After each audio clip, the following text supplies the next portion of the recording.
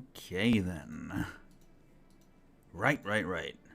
Welcome everybody. Hello. How are you doing? Welcome back. We're gonna be finishing Back to the Future today. Hello Pegajink and hello Frank. How are you doing today? Nice to see you in the chat. I hope you're doing well. Hey. I'm gonna bring Ebak in now as well. Since Ebak is my Back to the Future guest. Hello Ebak. Hello, my friend. Hello. How is it going? Oh, up and down. Things. I mean, people seem to be a bit excited today for some reason. I don't know. Oh yeah, I What don't know. about? I don't know. No clue. Something about 2 switches. I don't know. I've got more than 2 in my house. Yeah. I need them because I've got more than 2 lights. Yeah.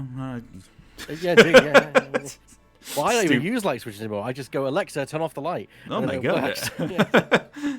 Goodness me. Advanced, futuristic. Speaking of the future. Speaking of the future, we're going back there. Yeah.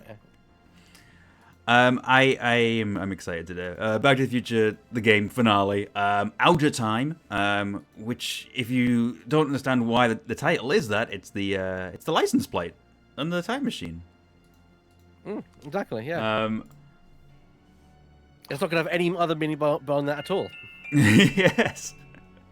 Burr subscribed for 58 months at Tier 1. How many switches on that time console in the DeLorean? That's a good question. That's a good question. A lot. We're out of touch. We're out of Tim. There's an NPC in my D&D game called Tim, and the players cannot get enough of him. To the point where they're like, we might consider abandoning the main story just to find him, and I'm like, no. No. What have I done? Oh, the GM's plight. Yeah. You create a throwaway character, and suddenly the campaign becomes all about them because the players just love that character so much. So, as a character that wasn't supposed to have a speaking role, it was a giant animal, a giant guinea pig, that was pulling a sort of tonic salesman's cart. But then they happened to use speak with animals on it, and then I had to come up with a voice. And it ended up being a surfer dude voice because I thought that was funny. And now they love it. Talking about Tim? Yeah. Tim. This is what it has happened. This is my life now. Love that guy. I want to go to Nashville to see him. It's not Nashville. It's Nashville. And it's in the south of the Forgotten Realm. It's at the south of the Sword Coast. This is a real D&D place. You put it in the south. You could have moved it to. You could have put it in the north. The south just makes it worse. Yeah, it's an actual place in the Faerun lore. So it's not even like my choice. Oh dear. Oh no. Anyway, shall we get into some Back to the Future? Because I'm really excited for this one. Me too. My favorite episode out of all of them. But that place in Baldur's Gate 4. It's in Baldur's Gate 1. It's where the plot of Baldur's Gate 1 kicks off. Because it's where the Iron Crisis happens. All right, Back to the Future time. It's time. All right, it's visible. You can see it, and presumably you can also hear it. Oh yeah, that clicky. Oh yeah. All right, let's do this. We'll do Show the Gold, yeah. Okay. Diddly diddly. Oh, there's no diddly diddly on this one. No. Like Triumph from the King's Quest reboot. Triumph was definitely a strong inspiration for Tim. Yeah. There's a little bit of that. I borrow a lot from the media in my D&D.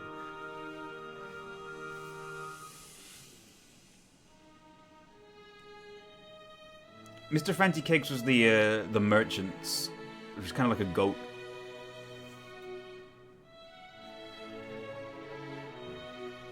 Triumph is definitely where I was going with it.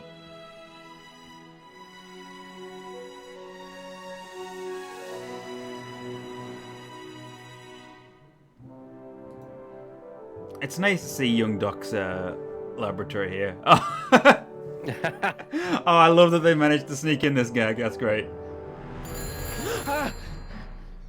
That's how Marty sleeps in the movies, by the way, for anyone who doesn't know.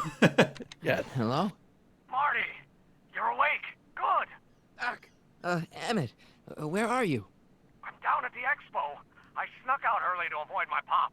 If he knew I was about to make a publicly scientific spectacle of myself, he'd hit the roof.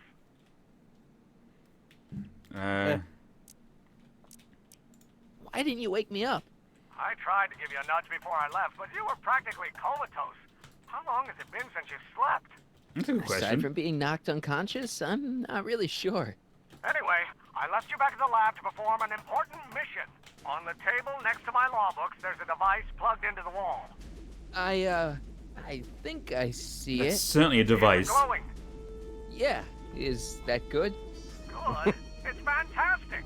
Glowing means my static accumulator is charged up and ready for action. Bring it down to the high school and we'll... Damn, What? it's Edna. But Ooh. That's not good. okay, Emmett. One static accumulator coming up. You can really Don't you hear. Sorry, you go on. I was saying, anything that's glowing, it tends to be pretty bad in my book, but that's just me. I was thinking you can really hear like the doc that Emmett's going to become now. Jeez, Doc. Watch out. You almost ran me over. Sorry about that, Martin. This vehicle Martin? is sometimes difficult to control. Yeah. Hey, are you okay? After that argument about Emmett last night, I'm fine. Thank you for asking. Yeah.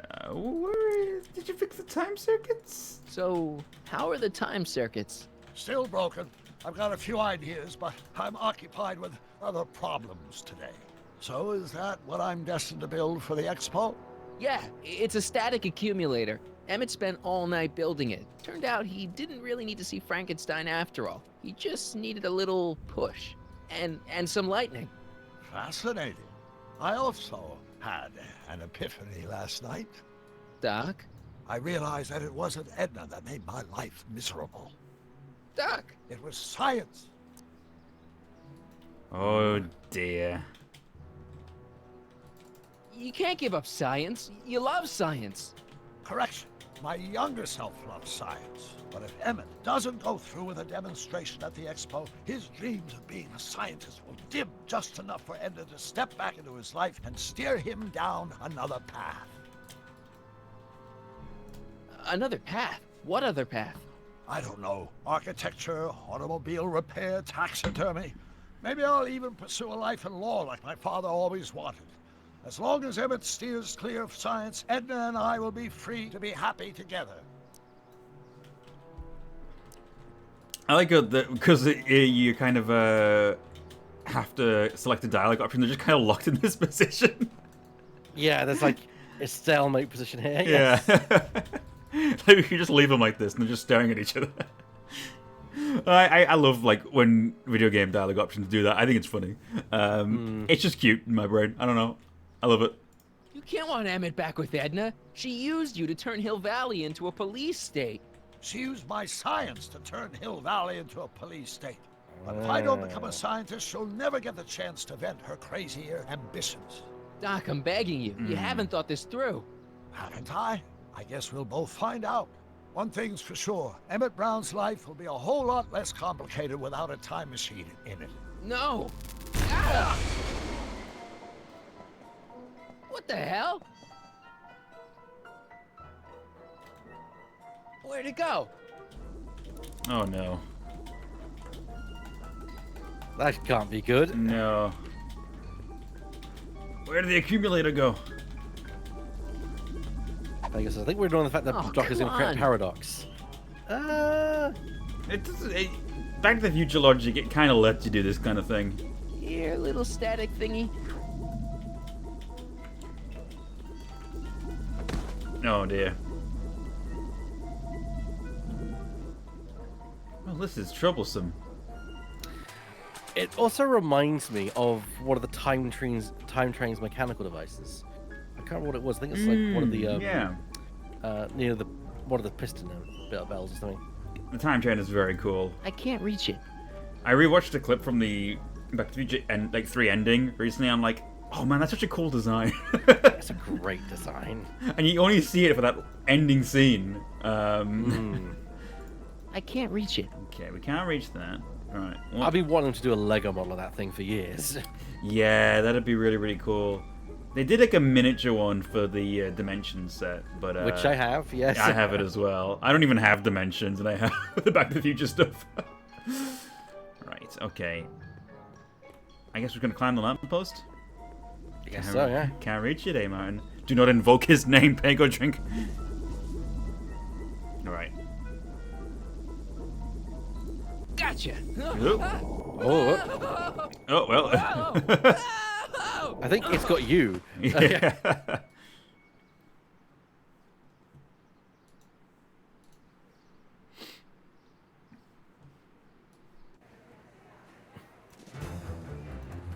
Ooh.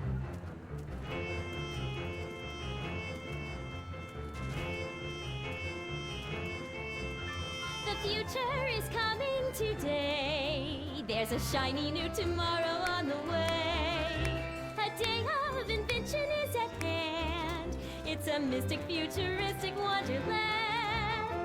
Just around the bend, my friend, you'll see a dream or two. If you care to dream and dare to dream, your dreams can all come true. Enlightenment under the sea. World of wondrous wonder on display. Because the future is coming today. Not delight- bad, eh? How delightful. Not bad at all, but I thought you fired her. I found a loophole. What kind of loophole? Just a loophole. You're not the only one who's allowed to have secrets, you know. All right, all right. Say, don't you have to get that whatchamacallit to Emmett Brown's booth? Huh? Oh, yeah, right. Because the future is coming. It's almost here now. The future is coming. It's getting clear now. The future is coming today.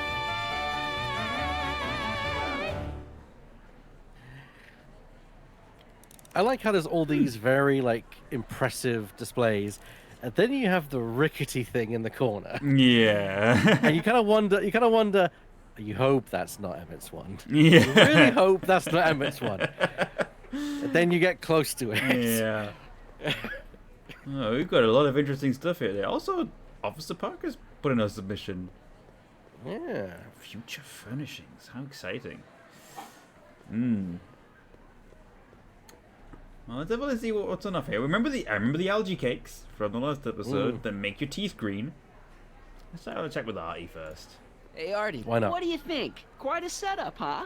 The expo? Sure, but I was wondering. You haven't seen Emmett Brown, have you? Isn't he at his booth? It's the tall one over there. Oh no. Come on, you can tell me. How did you manage to get Trixie her job back? I thought her being Canadian was a deal breaker. If something's really important to you, you find a way. You ought to know that. That's fair. See you around. Okay. Convention special! 2 free algae cakes with every visit! Oh, fun. How about an algae cake? Sure thing, mister. Wait a minute. You're the guy that makes the algae cakes? What? I thought you couldn't stand them. Hey! You're the guy that tried to pick up on my Eunice! Oh, for the love of... No algae cakes for you, Buster! Oh yeah, I remember this guy. Yeah. Oh man. Okay, let's see. What have we got here then? A glass house transfer. Let's see. Oh. Oh. Insert ticket to enter. Oh, you take it. Yeah. No ticket. Ticket. Enlightenment awaits you under the sea. I was just thinking of the Zeppelin Yeah. scene. I knew I picked up what you were putting down. In Indiana Jones and the Last Crusade, for anyone in the chat was wondering. One of my favorite scenes in that trilogy, where he just throws the guy out. Especially when he's wearing the too small, Yeah. uniform. Yeah.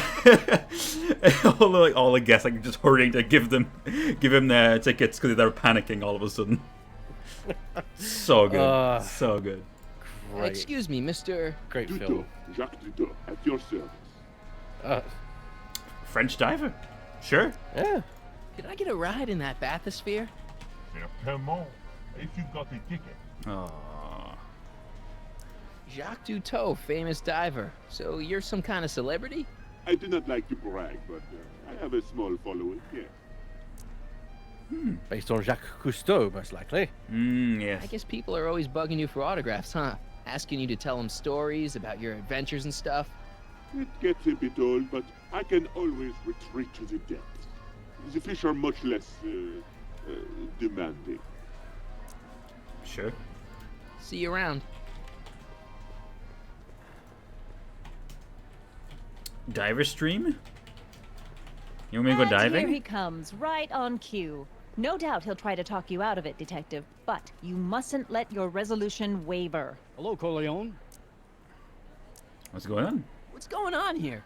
Well, Miss Strickland here seems to think, You should step aside and let the officer do his duty. Now.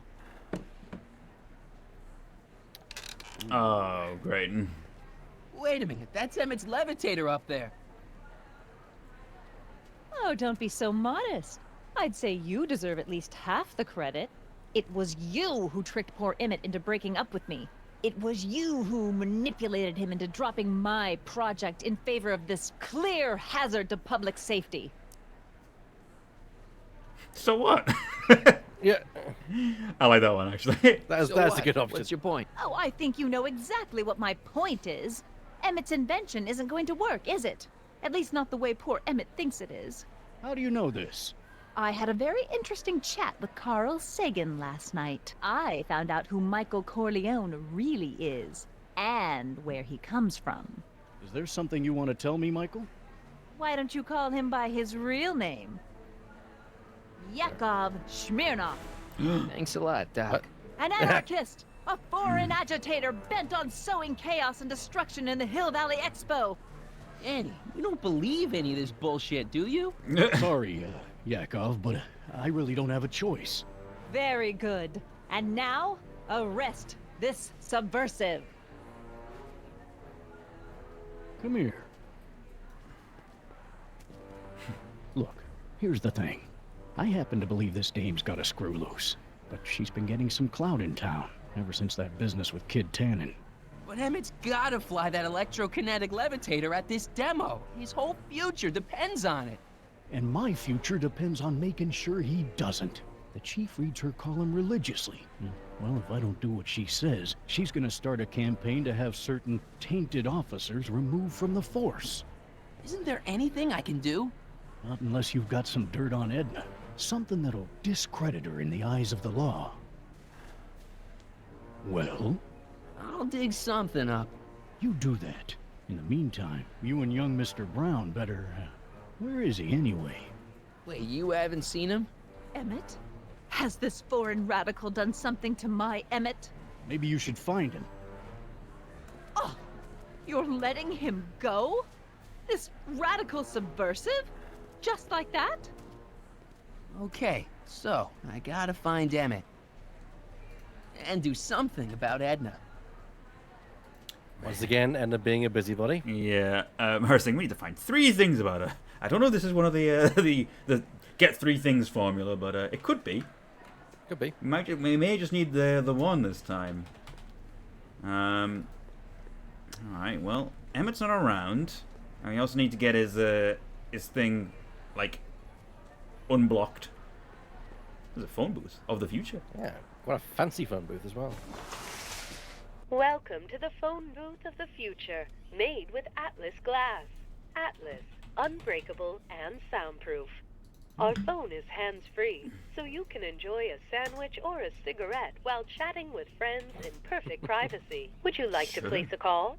Yes, I'd like to talk to... Unfortunately, this phone booth only accepts incoming calls. Oh. Oh. Well. It's funny that you mentioned the smoking, because one of the songs in the musical, fun enough, is about when Marty arrives in Hill Valley in 1955. And it's talking about how it's the city of the future, made with asbestos and cigarettes and all this stuff from the past, which is known to be bad. Oh no! And they're like touting it as a paradise. He's like, this is a nightmare. You know? Oh, that's great. Hello, Trixie. Hi, Trixie. That's Techni to you, kiddo. Oh, my bad. Right. Congratulations on getting the old job back. Thanks. Justice triumphs in the end, you know? Now what can I do you for? I still love the one in the Toy Mafia is one of the season 1 of Sam Max. We have 2 tasks for you. Boss, we have a problem. We have 3 tasks for you. That's such a great moment, yeah. Sam Max is such good writing. Oh, man. So, which exhibits do you recommend? The most popular attractions are the Glass House, the Future Furnishings, and of course, Enlightenment Under the Sea. You know who that is under the diving helmet? That's Jacques Duteau himself. Of course, you need to get tickets if you want to see the main attractions. How much are tickets? Aw, put your money away. Here, you're kind of like family now, you know? Thanks. You seen Emmett around? I'm kind of worried that he's not at his booth.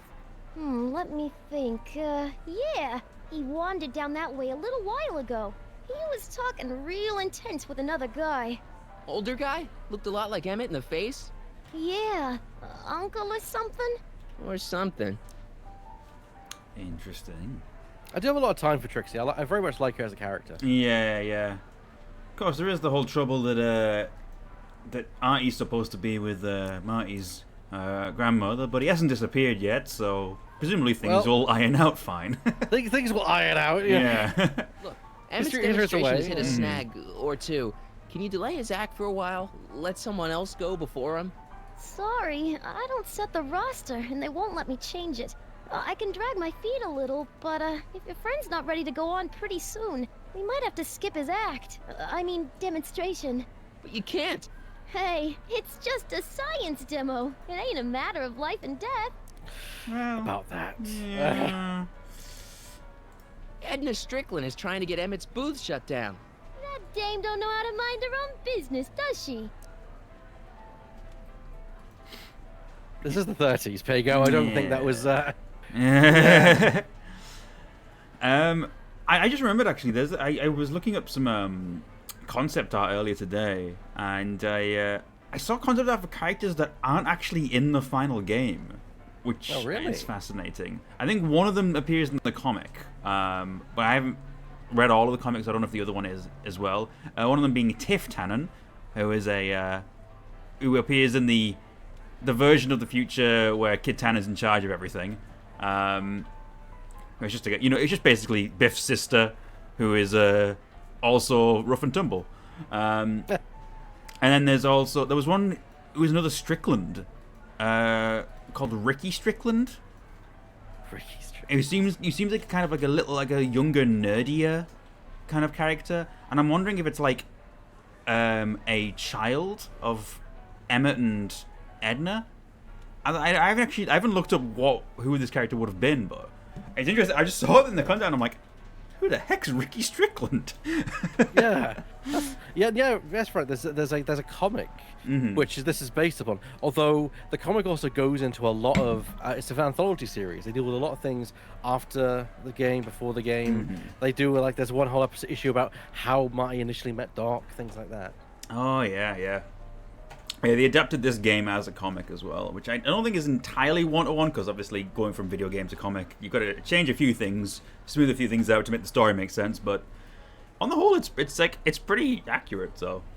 There's one cover I remember which is it's the DeLorean front and center, but it's also this collage of these different alternate DeLoreans that look different, that also look different. That's pretty cool. That's pretty cool. Yeah, it's very great. Where can you read it? There are ways and means to read comics on the internet. Yeah. It's made by IDW, just for the reference. Oh, okay. That's very good. Yeah. Artie told me how you managed to get your old job back. He did? But it was supposed to be a secret. There's no secrets between us. He couldn't resist telling such a good story. Yeah? Still, I'd like to hear it again, from your point of view. He didn't tell you anything. Ooh. That's that's a failed deception check. Yeah. Come on, Trixie. I'm dying to know how you got the job back. You won't hear it from me. I don't talk out of turn. All right.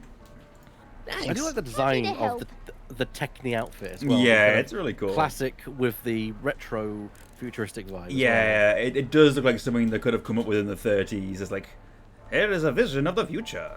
Oh, look at this. Are you ready for a picture radio? Wonder if that's anything like MTV. My goodness. You can see images coming from the screen. Tiny screen. Now, there was something else I wanted to say. What was it? Oh, A potted plant? What's this got to do with law enforcement? A potted plant? What's this got to do with law enforcement? It's a bug. No, a plant. But it's got a wire recorder hidden inside, see?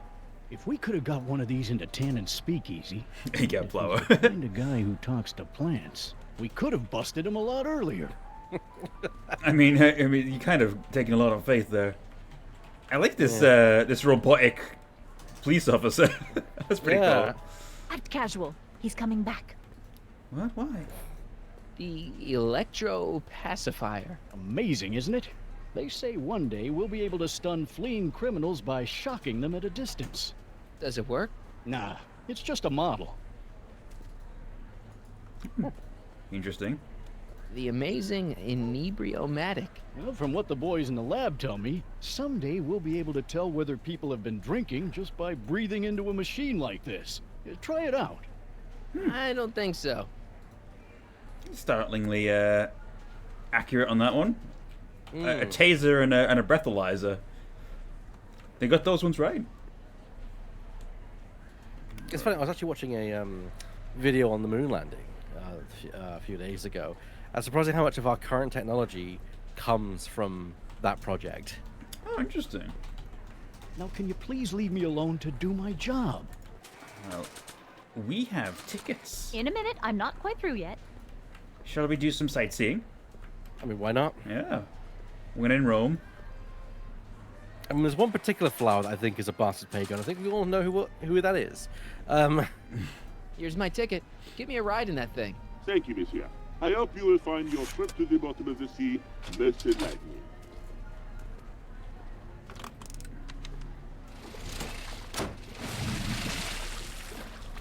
I think I'd be finding this a bit stressful. I don't know. A bathysphere? Yeah. I can see that. Another little kind of bit trivia thing. A ride like this is available as part of the collector's edition of Planet Coaster 2. Well, Heavy. Well, monsieur bathysphere. has a way with words.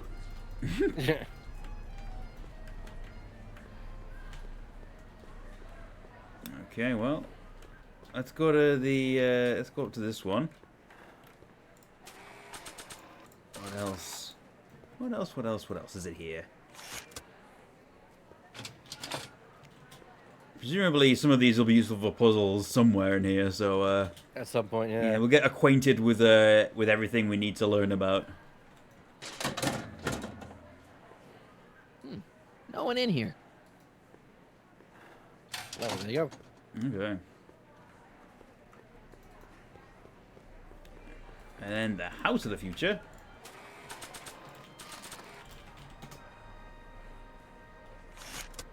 Welcome to the world of tomorrow, where a man's home is truly his castle.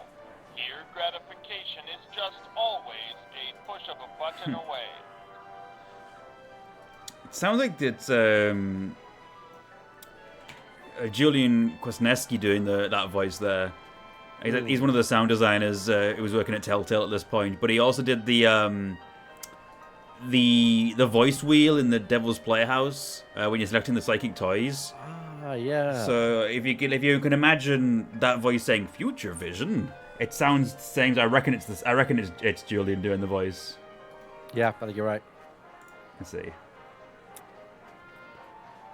the House of the Future, fresh fruit baskets will be Hearing the word replenished future, yeah. daily by fleets of fruit-bearing helicopters. It's wax.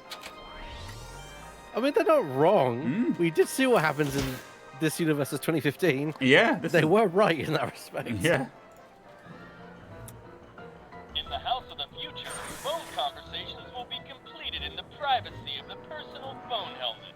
Hey! Please recite the phone number you wish to dial, or say hang up to terminate your phone helmet experience. Oh. Let's see. Klondike 4385. Brown residence. Hey, Hampton. How's it hanging? This is Marty, Emmett's friend. Is he there? Not at the moment. I'm afraid he's off on one of his little adventures. Thanks. Bye. Farewell. Conversation terminated. Well then. Oh. In the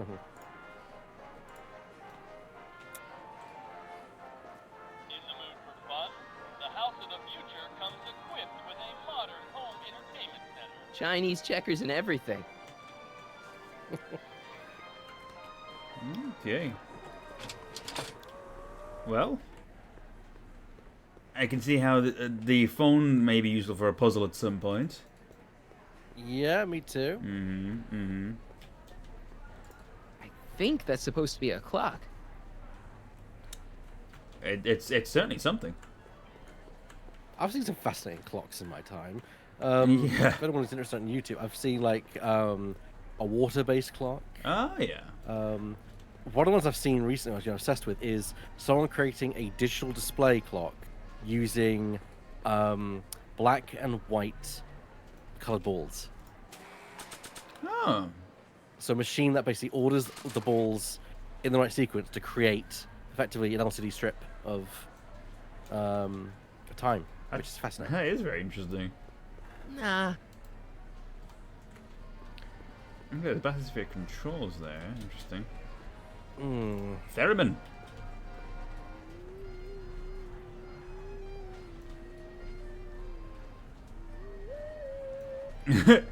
Yeah.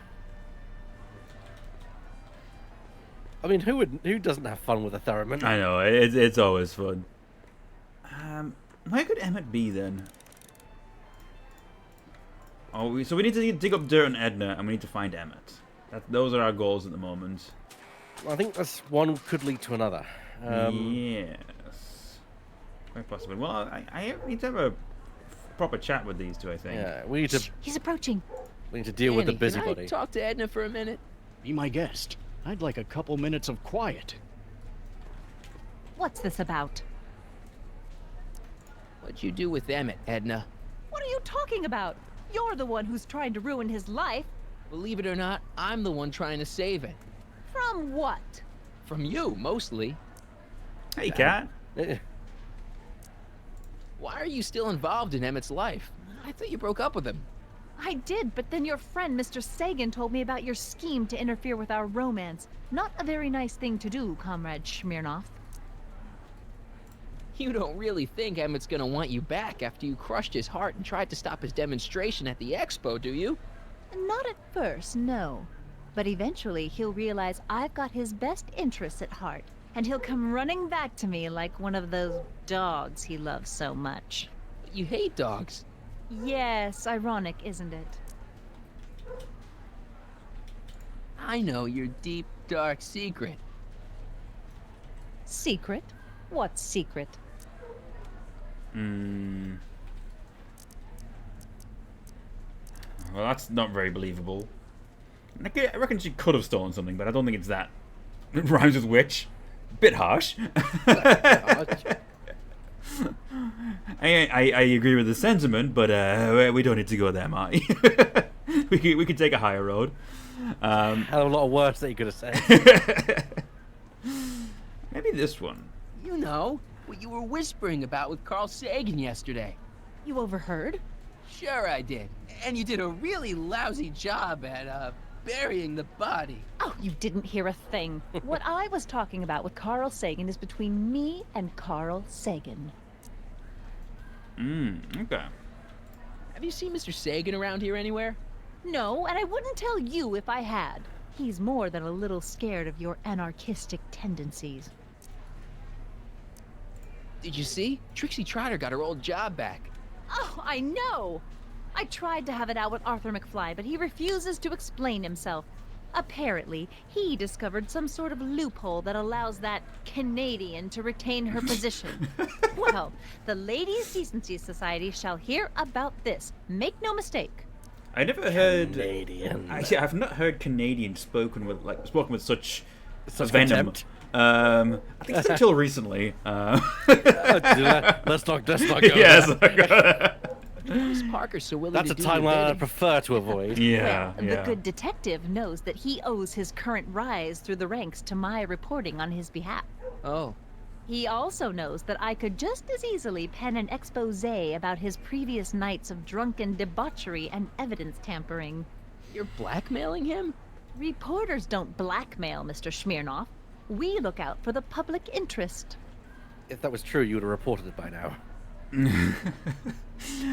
Reminded of a quote I like from Buffy. I think it's from season 2, which was Xander and Amy, and Amy is a character who's a witch who's been using her powers basically to get out of doing homework.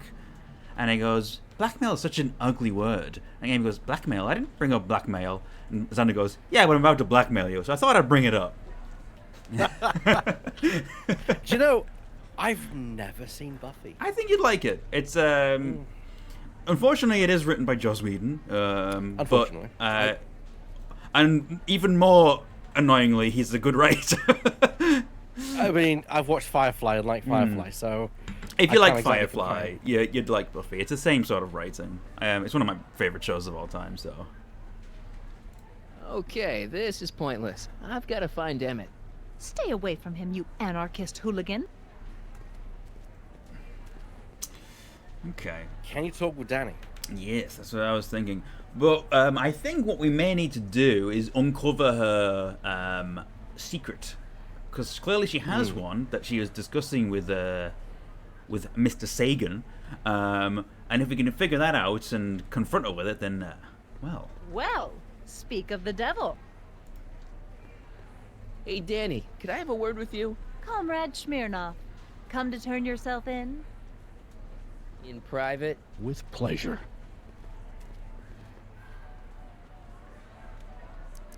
You've got to let Emmett demonstrate his invention. His whole future depends on it. Well, I'd love to, kid, but Miss Strickland thinks it's dangerous. Unless you've got something on her, her word is pretty much law. Any idea where Emmett is? Well, he was working over by his booth, but by the time Edna got done haranguing me, he was gone. I hope he comes back soon so we can get this mess cleared up. What's a newly promoted detective like you doing hanging out at a science expo anyway? Are you kidding me? This is a great assignment. I get to sit around all day playing with nifty new crime-fighting gadgets, like this. What does that do? Hell if I know. Oh dear. He's a good dude. Since when does anyone in Hill Valley listen to what Edna has to say? Ever since she helped take down Kid Tannen, she's had the mayor and the city council eating out of her hand. I'd be an idiot to ignore her, especially with my, alcohol-heavy background. Boy, I wish I could catch her jaywalking or something. I'd throw the book at her. Yeah, but you never catch a dame like that breaking the law, darn it. You know how you said you'd defy Edna if I could dig up some dirt on her? Yeah? You got some? Okay. I saw her whispering about something with Carl Sagan outside the expo yesterday. Do you know what they were whispering about?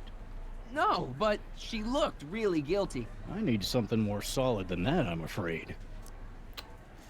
Yeah, I think that's clearly what we need to be working on. You haven't seen Carl Sagan around here, have you? Nah. Isn't he still a wanted man?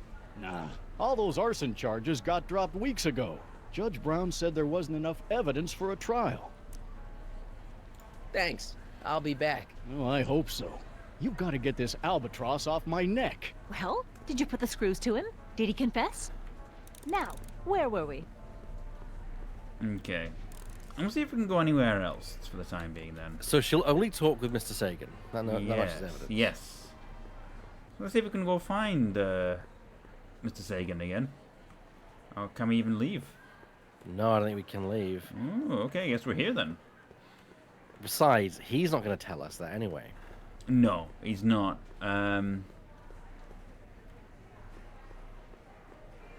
We could overhear it. But how?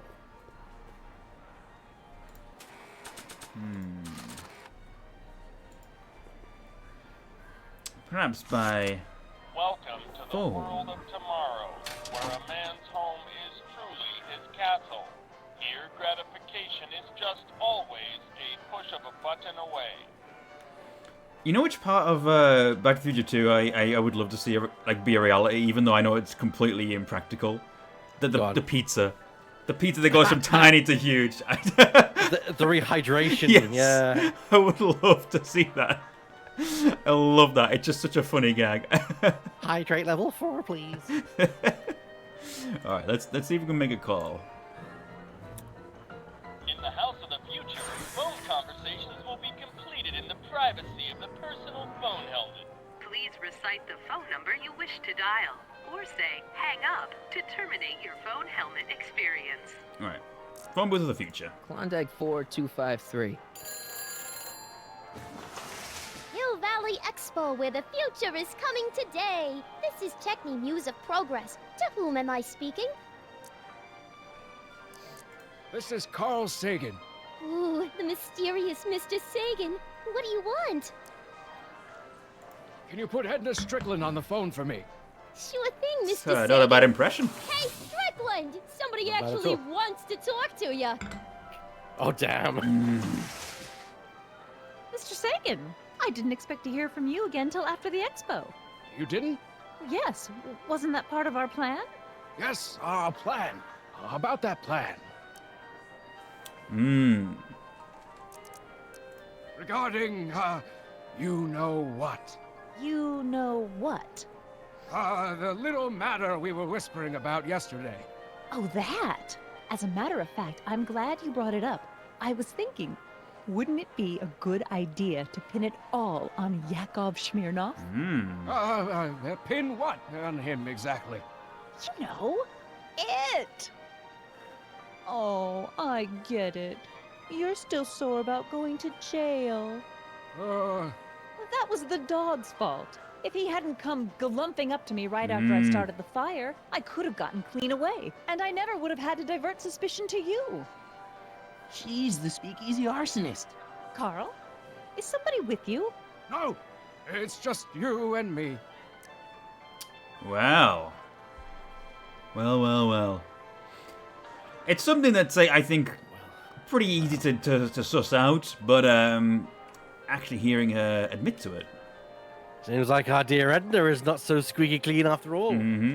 So, I don't mean to pry, but why did you burn down all those speakeasies? Why? Because no one else was doing anything about them.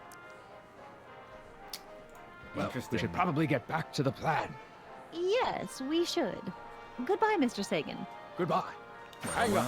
Conversation terminated. It's a good thing that Marty can pull out a very solid Doc impression. Not bad, is he? Pretty good. Okay, Officer Parker, we got something good here. Although, I think I'd like to see if I can bring it up with Edna Hello, first. Smirnov. Edna, we need to talk. Go ahead. Yes, give me a chance to rest my ears. You're gonna play your hand? I'm just curious to see what she'd I know your to say deep, about dark secret. Come on, Edna, confess. You're the speakeasy arsonist.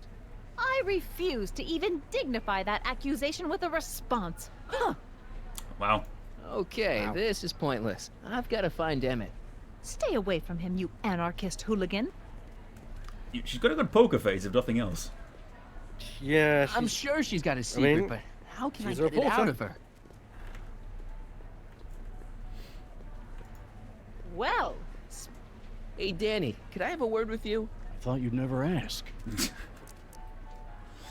Alright. You know how you said you'd defy Edna if I could dig up some dirt on her? Yeah? You got some? Edna's the speakeasy arsonist.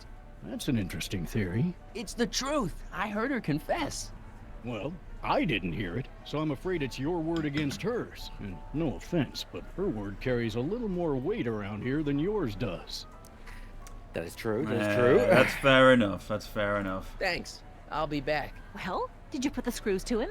Did he confess? Now, there was something else I wanted to say. What was it? Oh, yes. Alright then. So we've got the secret. Now we just have to make people believe it. What we need is evidence. Yes. Evidence. Okay. I'm trying to remember what the best way to get there is, because we can only go in this area. This is all we've got, isn't it?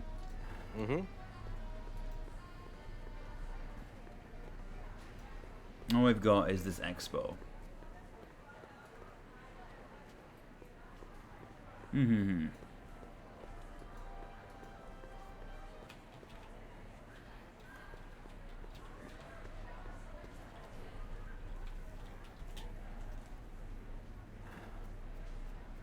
I'm thinking. That's fine. I already know the answer, so. Well, point me in the right direction. I mean, you've already interacted with something which could be very useful. That is ironically very near Edna right now.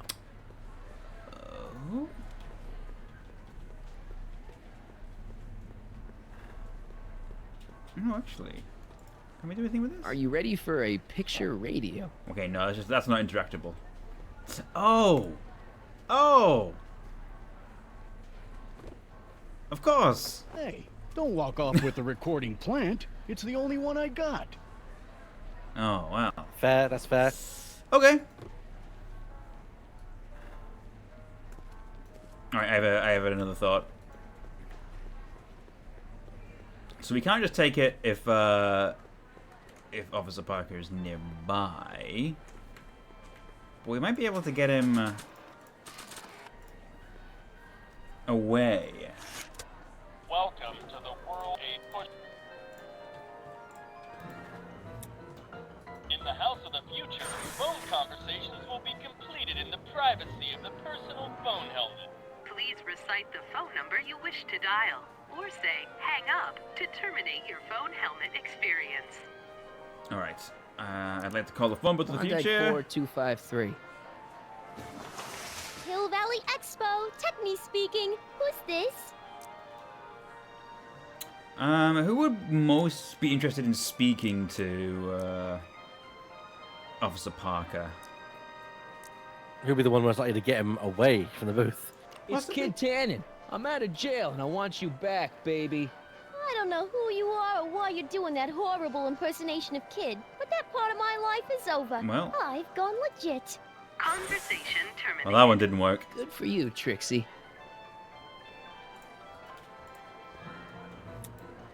In the House of the Future, phone conversations will be completed in the privacy of the personal phone helmet.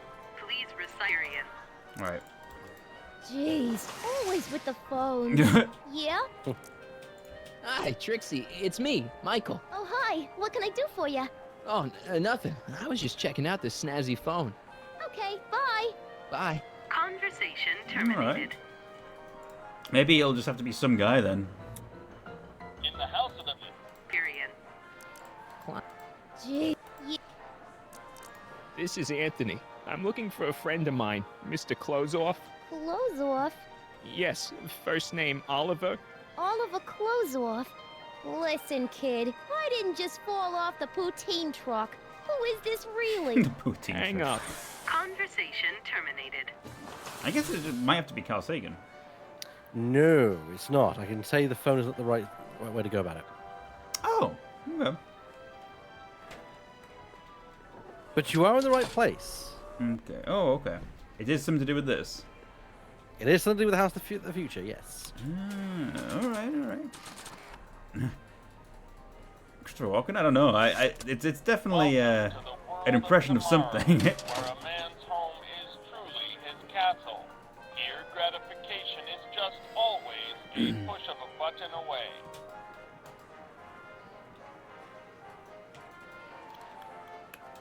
I mean, okay. So only these buttons we can... Fruit basket, phone, or entertainment center. Is that all you can interact with in the house? That's a good question, actually. By fleets of fruit-bearing helicopters. Fleets of fruit-bearing helicopters is not far off what we kind of have right now in terms of delivery services. Oh, hold on a minute. That is a very Plant familiar... doesn't belong here. There's nothing futuristic about it. Okay, I see it. Greetings again, mortals. This is Techne, Muse of Progress. Hoping you're all having a swell time taking in all the exhibits. Don't forget, you can purchase tickets to our main attractions right here at the information booth. Okay, we're running out of time. Yep. Time marches on. Mm-hmm. Or rather, we've done the right thing and the game is progressing.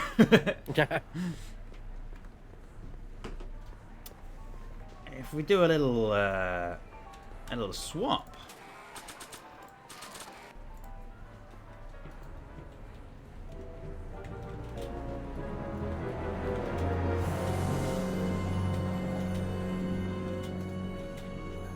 Why? I thought for sure that was going to be a full-on Indiana Jones reference. Now, where for were a second there. Right, okay. Now, if I just pop this in here. Okay, call me a snoop.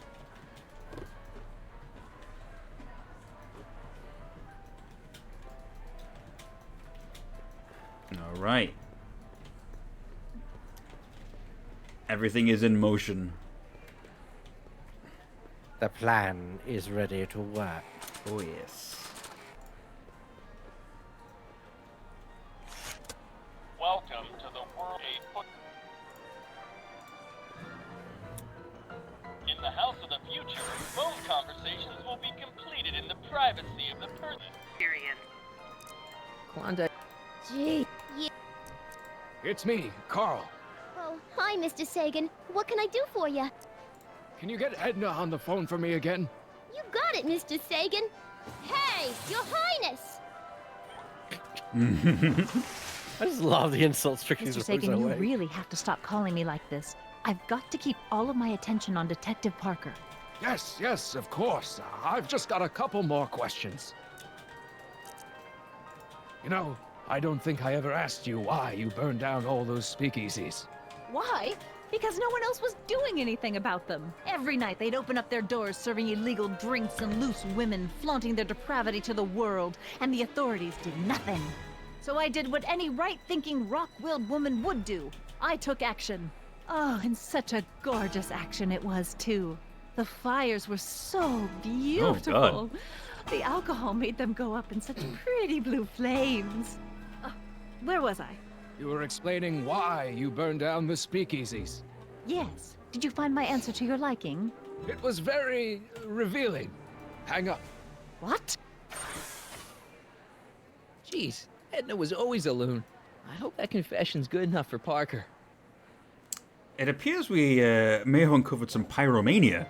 Next up on our roster, a man who saw the possibilities in pond scum. Welcome, Ernest Philpott! Thanks, Trixie, Technique. I'm truly honored to be here today among all you pointy-headed types. This guy. Like the lady said, I labor in the field of pond scum. Algae, ladies and gentlemen, is a mysterious and little-known I kind of want to hear out what you're saying. Yeah. No, I don't think I ever asked you why you burned down all those speakeasies. I think a lot of people are going to be interested in that answer. Here to present my discoveries to a disbelieving world. Algae cakes, ladies and gentlemen, is the next wave in the agricultural revolution of the 20th century. Algae is just Audience of one. vitamins A through J, along with enough protein to choke a horse. Up till now, people haven't been getting the benefit of all this nutrition on account of the less than appetizing nature of the algae herself. But sweetened with corn syrup and held together in solid lumps through the miracle of gum arabic, the algae cake presents a package that is chewy to the mouth and bursting with delightful fresh flavor. I invite each and every one of you to come by my booth. That's booth A113 here in the main hall and sample an algae cake on the A113. I thank you. All right. Thank you, Ernest. Do be sure to drop by his booth and sample an algae cake. I have, and it was very interesting. Huh. I will be back later to highlight another of our fine exhibitors. See you soon. Yeah, thank you for coming to my TED Talk. Did you catch the reference, by the way? Catch the reference. A113. A113. It's a recurring in-joke in Easter egg in media. Oh.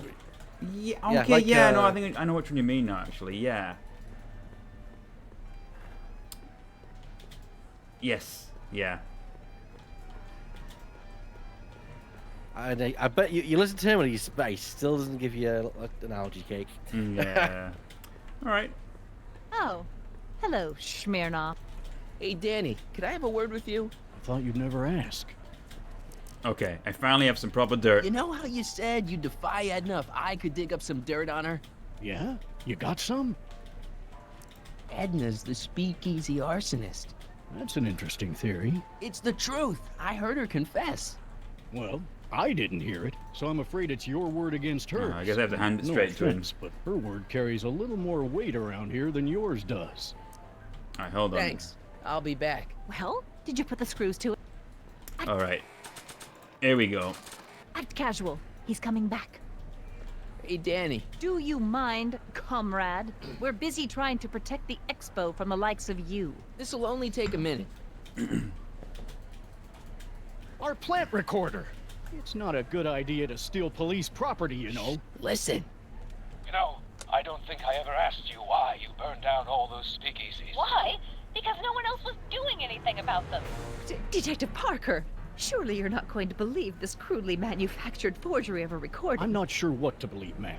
But based on this crudely manufactured forgery, I'm afraid I'm going to have to ask you to come down to the station to answer a few questions about your whereabouts on the night of the speakeasy fires. Oh, very well.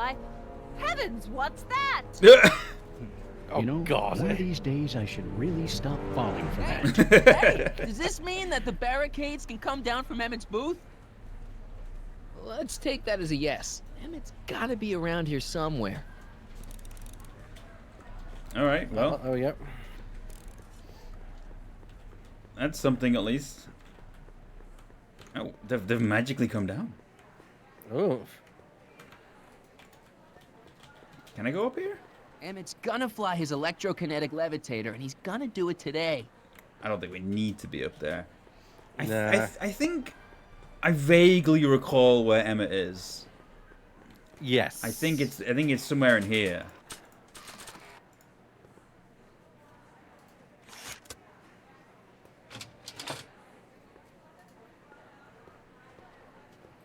Because I remember these the different colored walls. No one in here. Although, What are you going to talk to Mr. Cousteau? Sorry, it's not Cousteau. What's his name? Dusto. That's it. Or Duto, even. Mr. Duto? Oui? I'm looking for a friend of mine, Emmett Brown. Tall young guy, reddish-brown hair. Distracted look. That's him. Any idea where he went?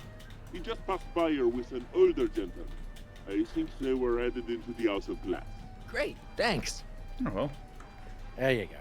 We just needed that information so we could go deeper into it. Ah, there they are.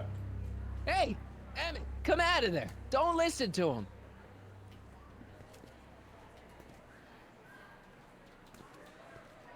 I was gonna trap him in there. Perfect. All right, well.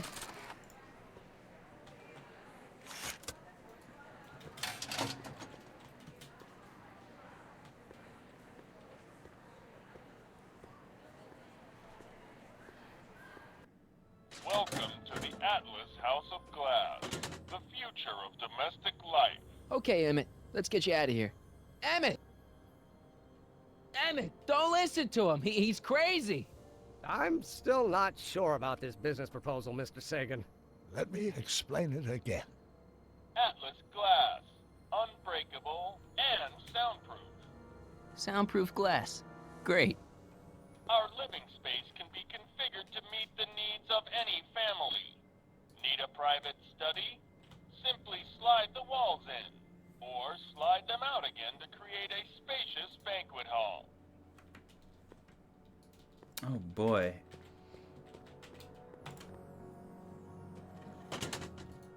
I don't think I'd like this setup, honestly. Yeah, it's a bit. A little bohemian. Yeah.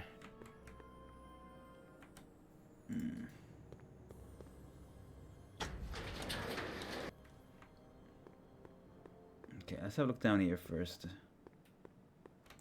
The handle there. I think there'll just be a lot of going back and forth and changing things until we get to where we need to be. Oh, yes.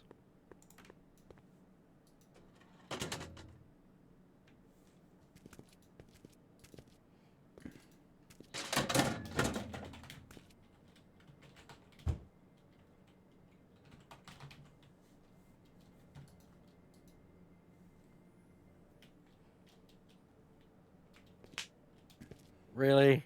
Chloroform? Oh, man.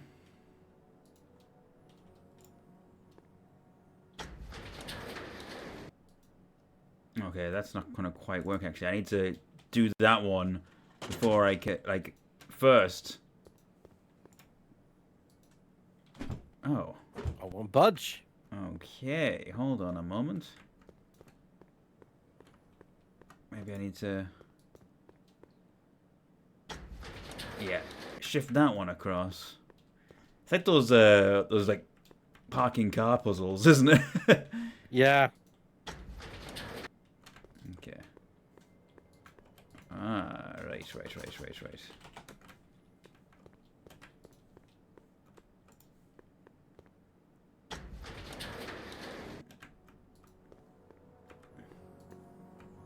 Can't seem to interact with that one.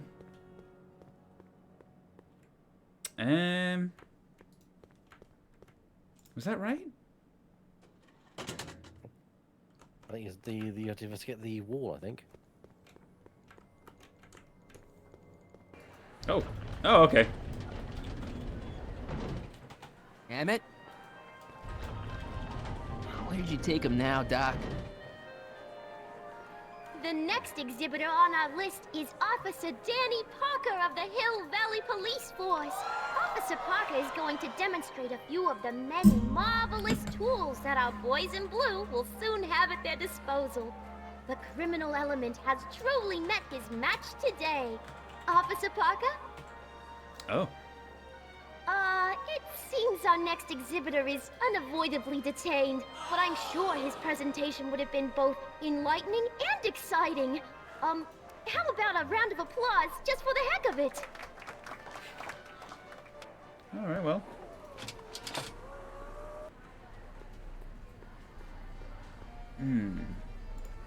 Excuse me, sir. I'm looking for a tall, thin, older gentleman. He might have been with a tall, thin, younger gentleman. I know just who you're talking about. Wait a minute. Just left a minute ago. If you hurry, you might catch them. Take off your helmet. I prefer to leave it on. The inland air is difficult on my sinuses. I know you're in there, Doc. Doc?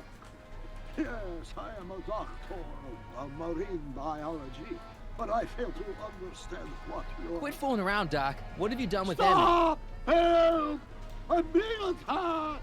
Right, Michael, what are you doing? You can't assault the exhibitors. You don't understand. He's kidnapped What's Emmett. Trixie doing? The boy's obviously confused. I'll say he is. You want I should toss him out on his ear? That won't be necessary.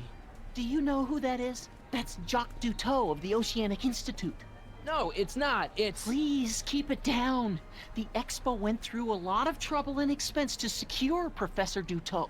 We can't afford to antagonize him. But if you've got a complaint against him, we can straighten it out after the show. But if you make another scene like that, I'm afraid I'm gonna have you expelled from the hall.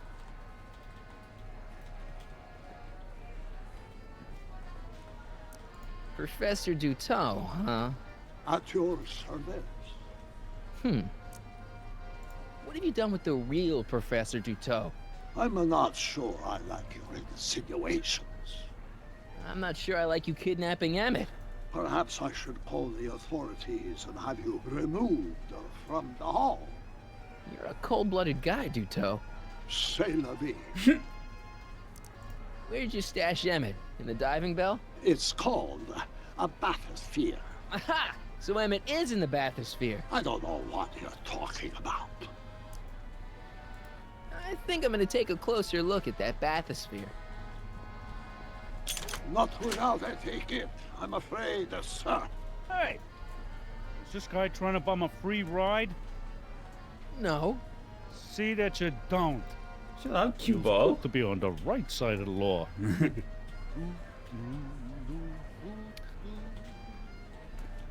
Well, you got tickets, right? I got tickets. You're not gonna get away with this, you know. As they say in my country, que sera, sera.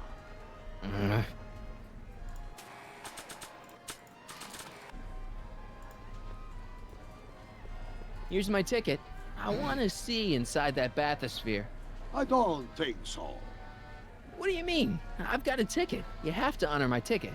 It's the wrong kind of ticket. Sorry. Oh, give me a break. Right, sure.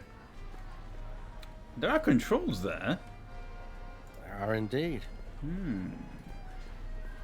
I ought to just go raise the bathysphere myself.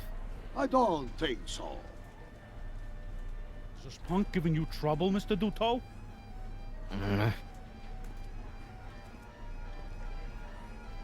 Right. So we need to distract him somehow.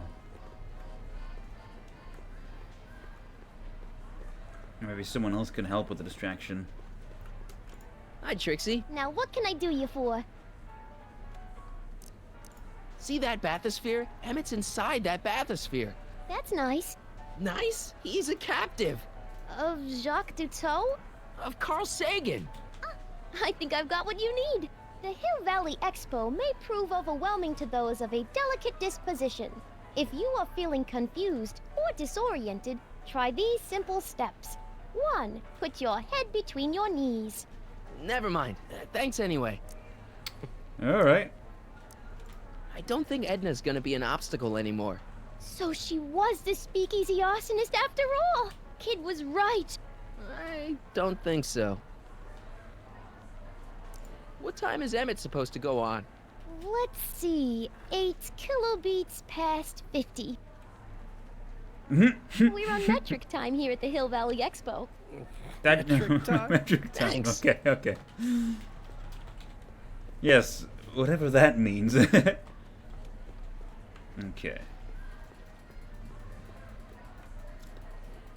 I wonder if we could arrange a call for Mr. Duteau? Mr. Duteau, yeah. Maybe. Welcome to the world of tomorrow. I said, wait a minute, he's a Canadian from Pego. Castle. Here, gravitate. And metric time, yeah, that's a good joke. In the house experience. Alright. Gee. Yeah.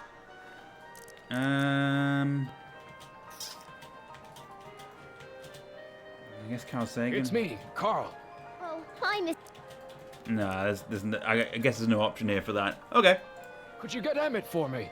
Oh, I would, Mr. Sagan, but I can't see the kid nowhere. In fact, the last time I saw him, he was with you.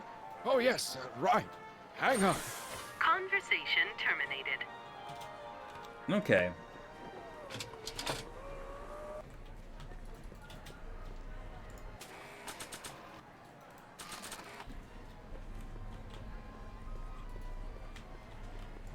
Hostile. How about guy. an algae cake? One algae cake coming right ahead. Wait a minute. It's you. Forget it, mister. I don't think he's gonna help us. He really is. He just holds a grudge, yeah. I mean, hostile guy is how he's referred to. Hey, Artie. This ticket should get me into any exhibit on the floor, right?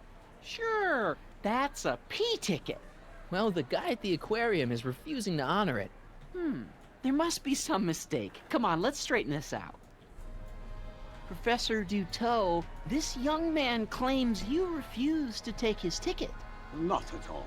I am only too happy to take his ticket. Please, climb the ladder, and I will raise the bathysphere.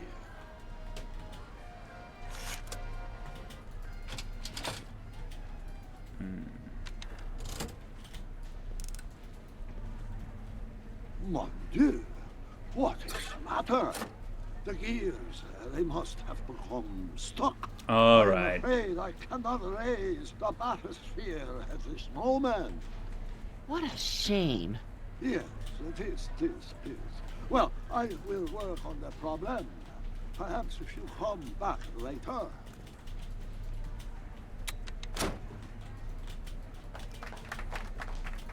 Hiya, folks. It's me, Techne, Muse of Progress, gracing you once again with my presence.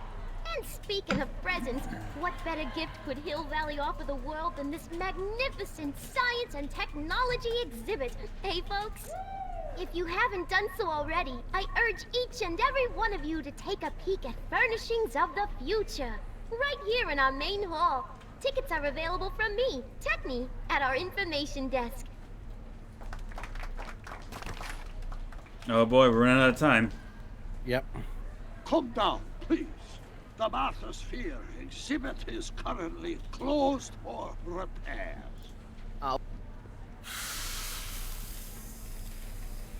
Oh. Step back! They're clipping the hose. What does it matter if there's nobody in the bathysphere? It's very bad form. Oh, sorry. Hey! You ready to drop the act now, Jacques Cousteau, a.k.a. Carl Sagan, a.k.a.? No! I'm just gonna keep holding this air tube closed until you raise the bathysphere. I wish you wouldn't. This is a bit of a... There's nobody in the bathysphere, right? Bit of a messed up way to do this, but it's fair enough. It's very, very messed up, but Yeah. it works. Emmett gets no air until you raise the bathysphere. Emmett? Who? Emmett, you. You know what happens when the air runs out, to both of you.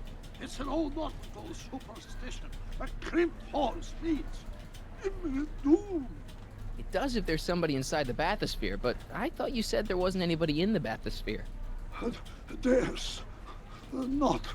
Can't you see he's messing with us? There's nothing wrong with those gears. Monsieur Dutot is doing his best to fix the exhibit. Hovering over him like that doesn't help the situation any. Step off the hose. Raise the bathysphere, Doc.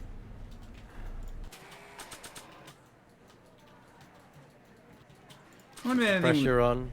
I command you uncrimp that hose. I don't have anything else. Funny. You'd think it was you who was running out of air, not the guy I'm in trying the to see what else I can bathysphere. click on. I don't know what you're talking about.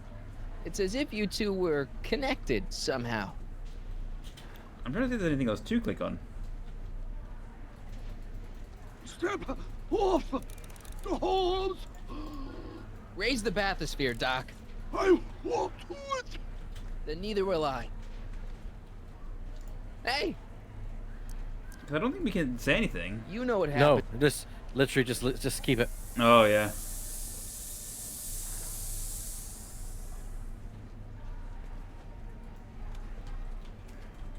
So the logs, the gears, they have become unstuck. Just give it time. There, see? It was just a malfunction after all.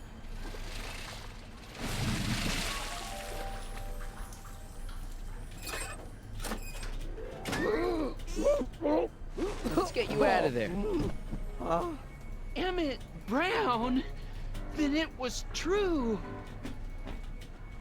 Hey, you. Hey, he just took that guy's wallet. I think he took his wallet. Oh, remind me not to become an oceanographer. That's a I fun guess throwback. I must have a touch of claustrophobia. Never should have gone in there. Well, we've all got problems. Now, you'd better get back to your booth Funny before... thing is, I don't even remember going in there. Last thing I recall, I was in the glass house talking to Carl Sagan. Did you know he's really a scientist? I'd heard. What did he say to you? Oh, he had some sort of spur-of-the-moment business proposition. It was all very rush. I never got the details. It would have meant leaving before the expo was over, so I told him say, where'd he go? Do you know? Carl Sagan? He had to leave. One of his experiments blew up on him. No, I know how that is. Greetings and salutations to all our honored guests. I am Techne, Muse of Progress, and it is my pleasant task once again to highlight one of the great minds who was hard at work building a better tomorrow. I think that's me. I'm next on the roster. But are you ready? No, I don't have a choice. Did you bring the static accumulator? Oh, right. Here you go. Great. Come on, let's get up there. And who knows? One of this kid's gizmos just might take off and change the life of everybody in town. Could it be the very thing he's brought to share with us today? This wouldn't be the first time the world was changed by a kid barely That ought to do it. Are the block bearings all in the raised position? Block bearings, block bearings. Raised position, check. Then it looks like all systems are go. Wish me luck. I don't have to. Ladies and gentlemen, I give you Emmett Brown! Objection! Oh my goodness. Objection, Your Honor! I hereby demand that the scientific demonstration of one Emmett Lathrop Brown be terminated and forfeit by reason of insanity. I declare him to be in contempt of me, his father. Where is he? Hand him over this instant!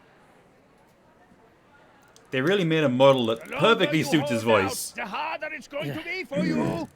So, Judge Brown for Ace Attorney, when? Yeah.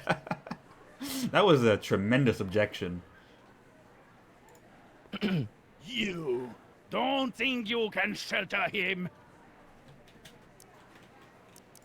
Emmett's gone. You just missed him.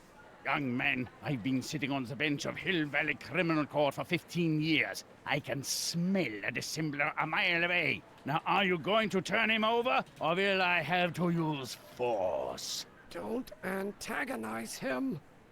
Well, if you're not gonna say anything... So he is up there with you? Thanks a lot. Son, I order you to come down from there this second. Fear! I want to speak to my son. Emmett's not ready to talk to you, directly. Oh, God. I suppose you're his mouthpiece? I guess so, yeah. You can't talk him out of it. His mind is made up. So, if talking won't work, there's always threshing. Oh my goodness. If I can say so, sir, the problem is you're coming on too strong. You intimidate him. I don't intimidate him enough. That's the problem. So you wanted to say something? No, it's like, dear God, you know. Oh yeah. He's quite the overbearing parent, isn't he? Can't you Very two have it out later? You mean of his time. after he's gone through with this ridiculous stunt? Yeah? No! Right, well, talking to him's not going to Stay work. right there. I'm not going anywhere. You did. Emmett, I'm not talking to him. There's no point. just go deal with him. What have you got to lose? That's what they said to Custer. So, what's your plan? I just stand here like this indefinitely. After a few centuries, the process of petrification will set in, and that'll be that. Okay, that is a plan. Maybe he'll give you a fair chance to explain yourself. He is a judge, after all. Yes, a judge who's already passed sentence. He won't listen to me. He never has. I'll be right back. I'm counting to 4.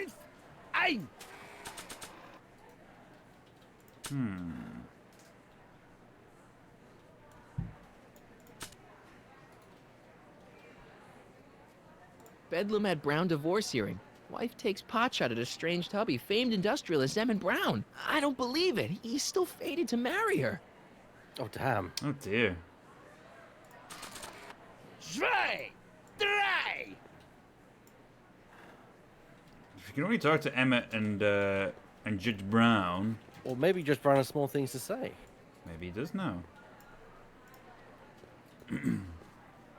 So, is your client prepared to make a statement? He says it's no use talking to you. You never listen? That only shows how pig-headed he is. Of course I'll listen.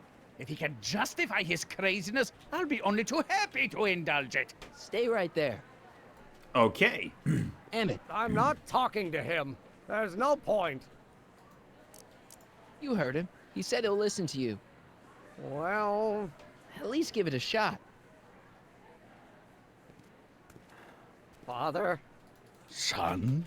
You've never understood the first thing about me. All you want to do is step on me, squelch my natural instincts. You don't know what it's like to be young. You don't know what it's like to have dreams, to have ambitions so great and so powerful that they've got a life of their own. And it's all you can do to hang on for dear life while they gallop on where they must. This is America, Pop. And in America, a person doesn't have to do what his father did.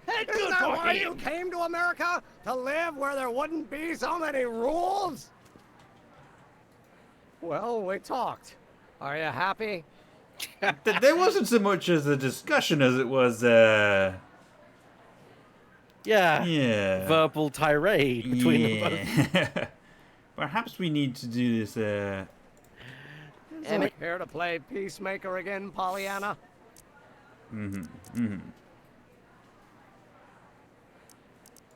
I don't know. I think you two are on the verge of a breakthrough. Oh, great. Yeah, sure. Okay, so he's got a strong personality. Strong personality. Lord save us from strong fathers. Why couldn't I have been born to a nice, wimpy milquetoast? Yeah, well, that's no picnic either. The important thing is, fathers can change. Says you. Deep down, he's just worried about you hurting yourself. No amount of physical pain could equal the pain he's already inflicted to my spirit. Damn. All right, okay. Please, you gotta get out of Emmett's way. I have yet to hear a compelling or even coherent reason why. See, Your Honor, it's just that this demo is so important to Emmett. A childish kerfuffle. He'll forget all about it in 2 weeks' time. That's what I'm afraid of. Emmett's just... stubborn, willful, single-minded, incorrigible, and obsessed. Okay, but if you look at it from the right angle, those traits are kinda... good. That may be your angle, Sonny, but I'm not so sure it's the right one. Make no mistake, those are traits that lead to trouble. He gets them from his mother. Look, Your Honor, you don't see it, but there's an awful lot riding on Emmett's demonstration. All the more reason why I've got to put a stop to it. Look me in the eyes, young man. I expect you know my son pretty well by now. Do you seriously think his exhibition is going to be a success?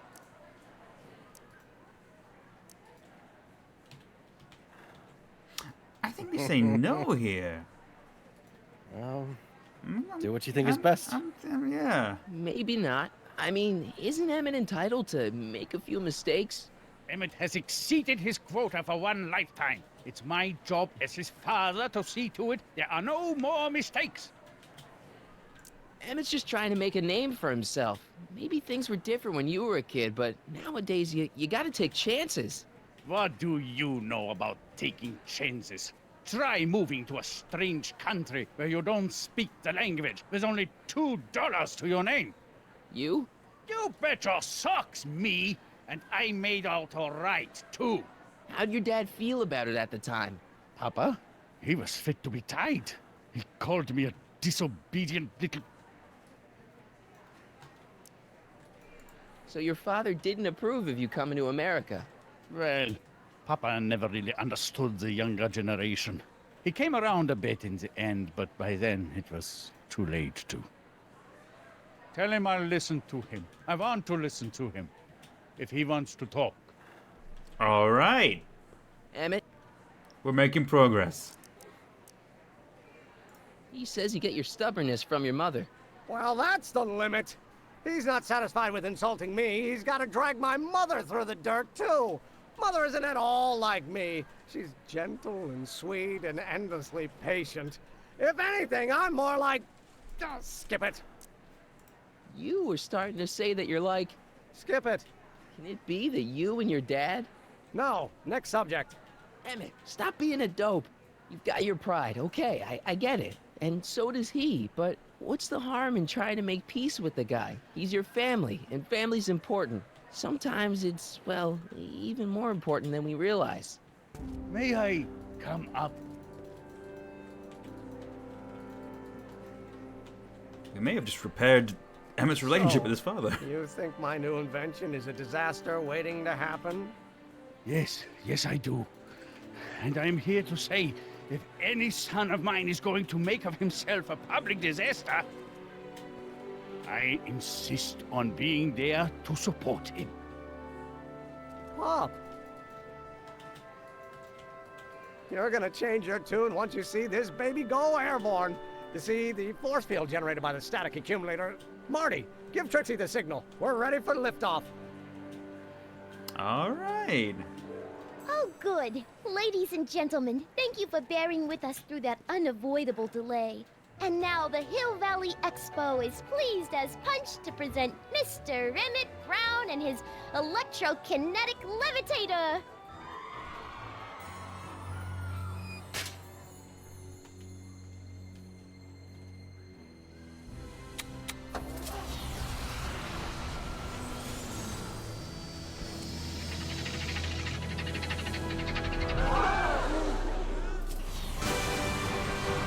Hey. He's flying! My Emmett is flying!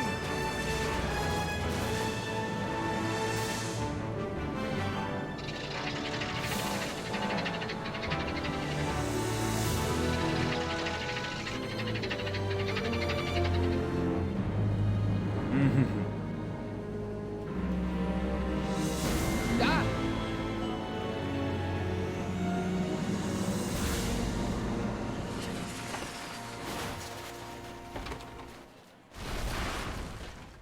Oops. Sounds like it went slightly wrong there. Hey, stop! Get back here! Oh no.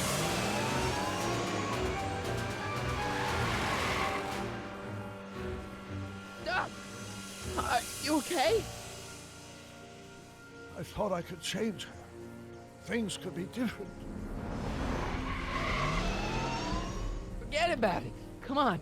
We gotta find a way to stop her before... No, don't come any closer. Doc! Go away! But... Move! Move! Marty!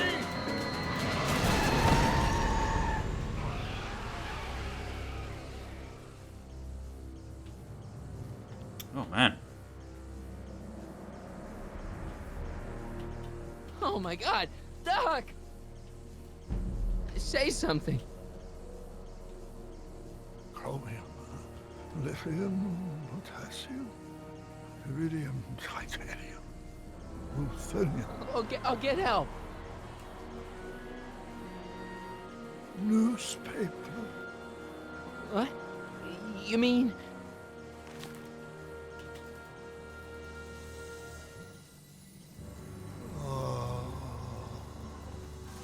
Gonna get you to a hospital, Doc. You're gonna be okay. Yes. Oh, I think I am going to be okay, Marty.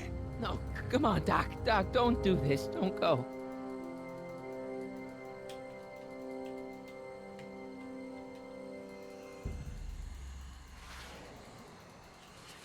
Doc, come back.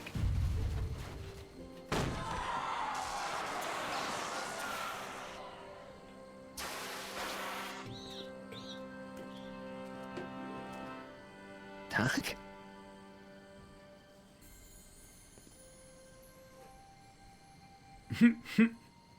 Marty, have you been out here the whole time? Damn it. Is it over already? Oh, it's over all right. You missed a very wild party.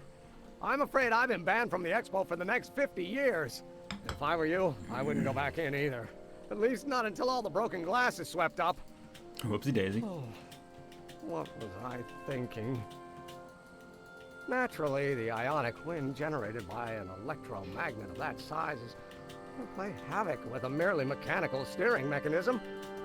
We need a much more advanced control system. I wonder, If we could find a way to translate the body's own gravitational field into electrokinetic force, one might be able to direct the ionic current simply by shifting one's weight. Oh, great Scott, that's it!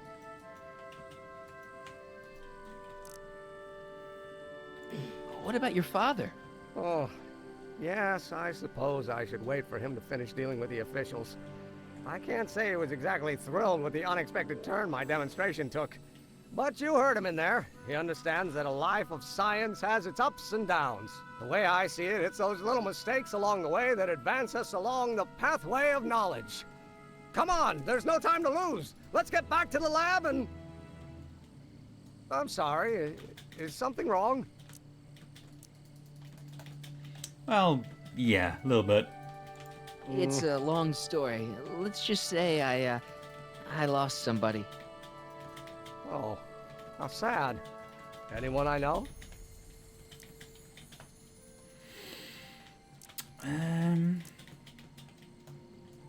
Technically not anybody you know.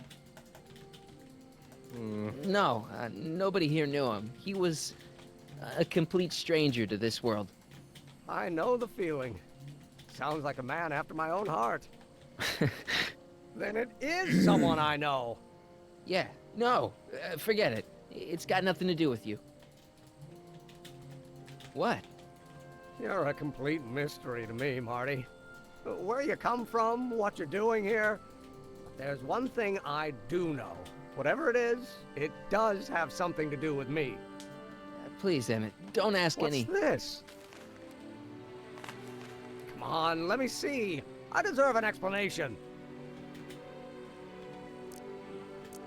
I don't think so. It's... You can't know too much about the future. You wouldn't understand. Oh yeah? Try me.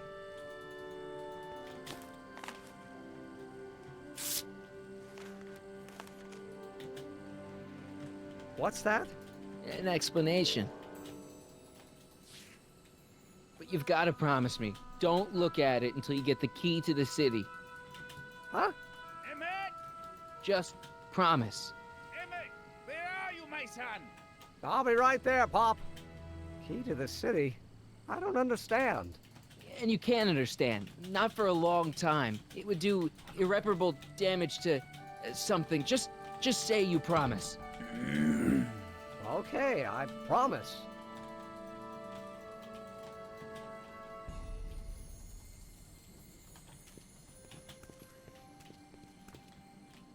Wait, I will see you again, right? Guarantee it. Emmett!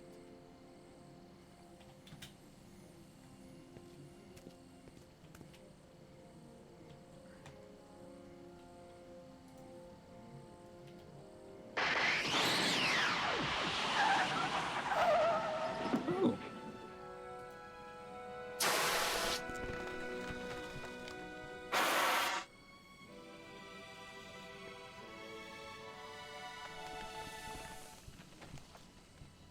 Hey, it worked.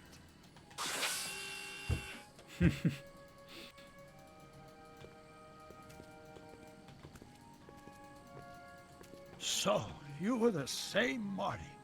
Funny how memory can play tricks on a person. I remembered you being much taller. How was the ceremony? Long. You've got a theatrical way of sending messages. Only way I could do it without messing up your timeline. Very clever. But what are you doing in 1931? Oh man, how long do you have? I know, right? All of these are true. Very long The last story. one, come on. Yeah, let's go for it. I came to stop you from marrying Edna. Edna Strickland? I could never marry her. I mean, she was my first love, but after she broke my heart and tried to sabotage my career, I never saw her again. Never mind, it's better I don't know. Let's just get back to 1986. That is, unless your presence has caused any other time anomalies. Well... Me? Nah, no. Well, I'm still a little confused about my... Ah. Where is he? Where's that no-good son of mine? He's not worthy of the McFly name. You see my Artie anywhere? Artie McFly? That's the one. Just got a call from Melvin at the city records office. He tells me the dad-blamed fool's gone and got himself hitched to a Canadian floozy. Can you believe it? Hitched? Married. I swear, that boy's gonna put his papa in an early grave. So that's how she got her job back. Ah, he's married the wrong grandma. I mean, Trixie's not my grandma. And if she's not my grandma, I'm not me. Wait, that was Great-Grandpa Willie. I met him when he was a baby. He peed on me. Holy crap, Doc, I'm gonna disappear again.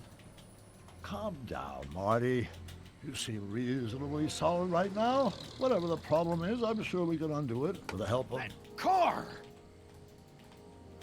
Oh, great. How the hell did she get back here? She? You? You're not Edna. What's going on here? Is this some plot to put me in the nut house? No, it's all very simple, Danny. Oh, I'm sure it is. Tell me, did I or did I not just chase Edna Strickland off in this car? Not this exact car, but a car just like it. A car with a nasty habit of disappearing into thin air? Well... Wait, Edna Strickland just disappeared in the DeLorean? If that's what you call it. It made a loud noise, and then wham! Nothing! Great Scott! Marty, do you have any notion what date she might have jumped to? None at all, Doc. See, that DeLorean's time circuits are out of whack. They could jump to any date at all. Oh, this is bad. This is very bad. Let's just hope she jumped into the future. The far future. If she's jumped into the past... You think she might mess up the time stream? Wait a minute. This is Edna. Of course she would mess up the time stream. Guys, you mind telling me what the hell you're... Uh-oh. Uh-oh. Oh, no.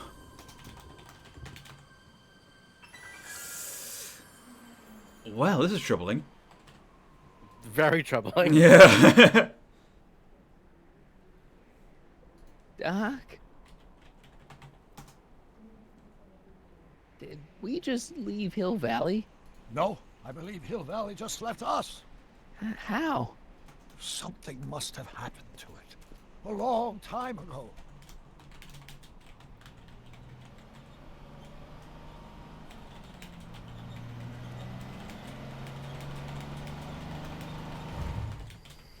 Well, now you two look mighty lost.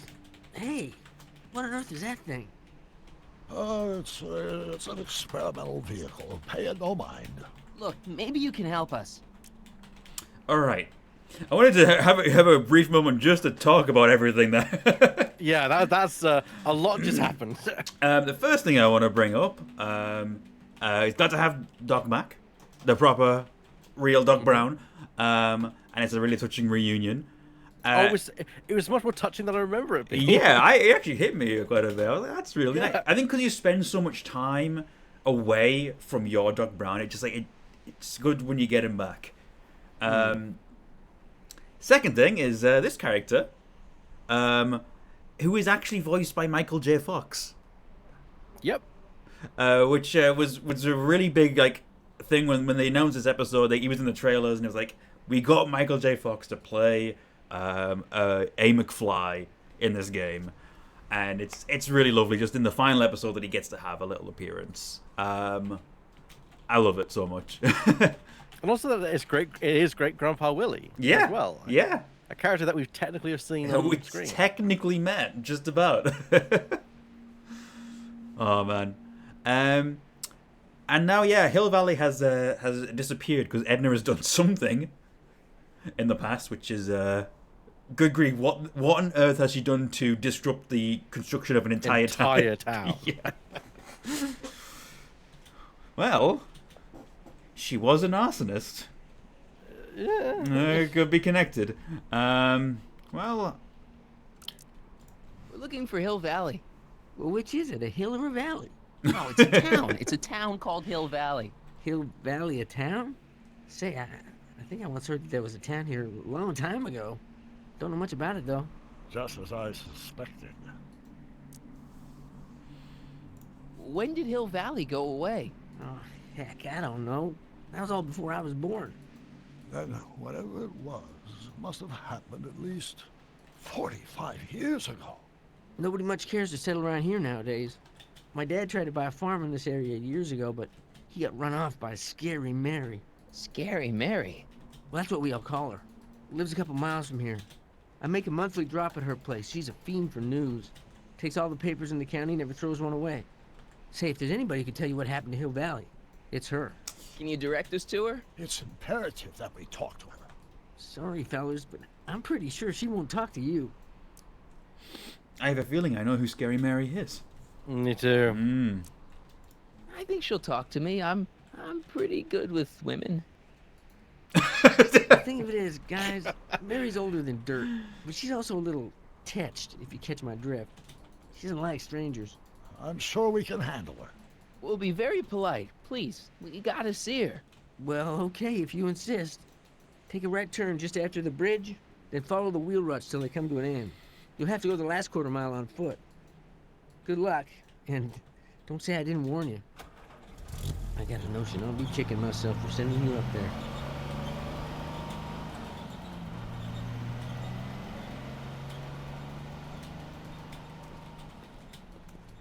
Can I drive?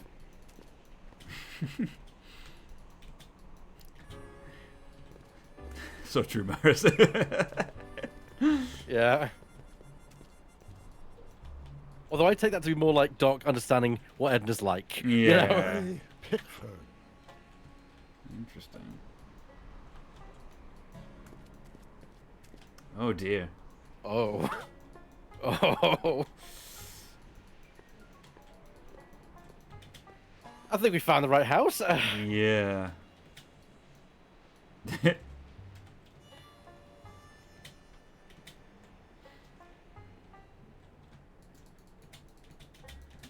Well, it's certainly a similar vibe to the way she would speak out of the megaphone. So, burned out DeLorean. Doc, it's a... Shh. Mary Pickford. Love the music here. Yeah. Look! Shh.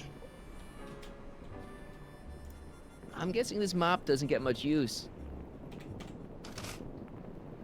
Oh. Oops. Well, we have a mop. A mop. Yeah. Look! Shh. Doc is distraught over the remains of the DeLorean. Okay, buddy.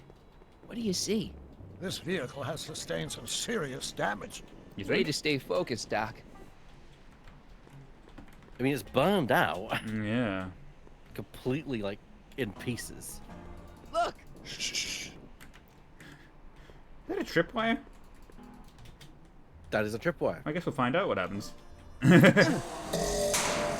Oh.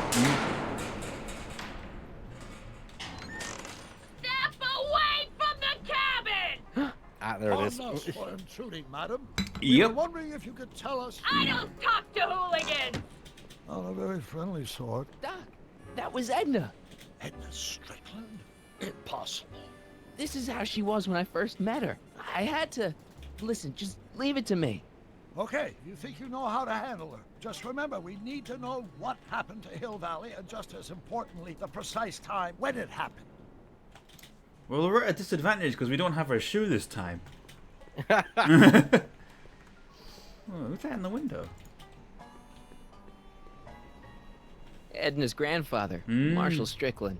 That's the same picture I saw in Edna's apartment, way back, in the future.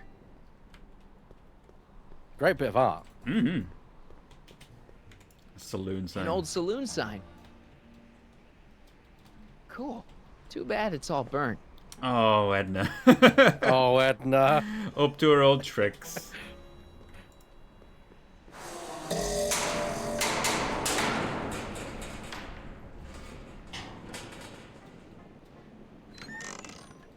Hey, mister. Who are you? We have a few options here. All of them right Yeah. in some way. What were there? Michael Corleone. That's a foolish name, and I make it a rule not to talk to strangers with foolish names. But we're not strangers. How do I know you? You interviewed me once. I saved your life once. You tried to have me arrested once. Again, all of this is true. Again, all three true. You interviewed me once, back when you were young. Listen, Sonny, I'm an easygoing woman, but I got a few rules I live by. And rule number 1 is, I never, ever talk about the past! Or the future, neither. I don't talk about any day but today. Well, I guess that didn't go so well. Of course she doesn't talk about the past, because there's something in her past she's trying to forget. But we're gonna pry it out of her. Go ahead, knock on the door again. all right.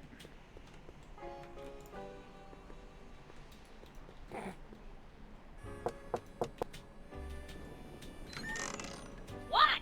It's me again, your old friend. How do I know you?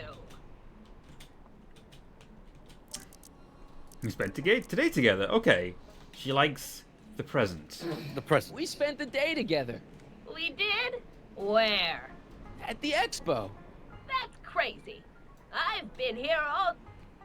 What day is it? Tuesday, October 13th, 1931. October 13th, 1931. October 13th. Something funny about that date.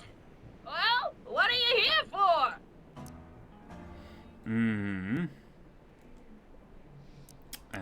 I brought something for you. I brought something for you. What is it? Let me see.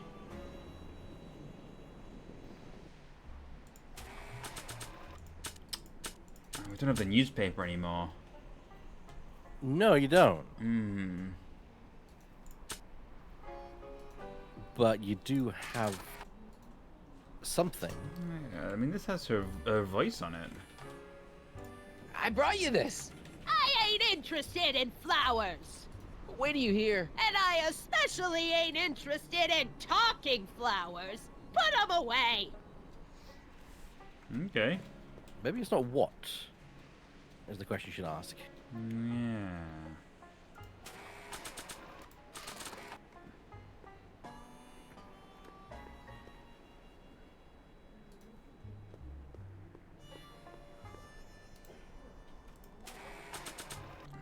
Sure. Expo tickets. I brought you these tickets to the expo. What expo? The expo you left when you swiped the DeLorean and jumped back in time.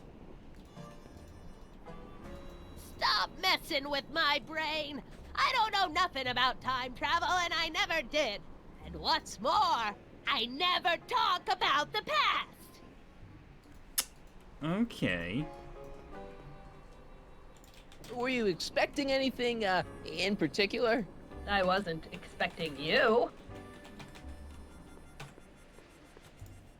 I brought you him. Him? Who him? Him who? Ooh, either Carl Sagan or Emmett Brown. She'll react more to Emmett Brown, I think. Look hard. Don't tell me you don't recognize your own boyfriend. My boyfriend? Yeah, he's all grown up. Come closer, fella.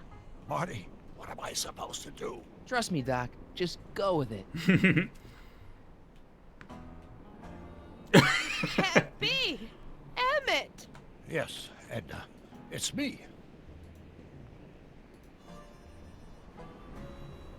It is.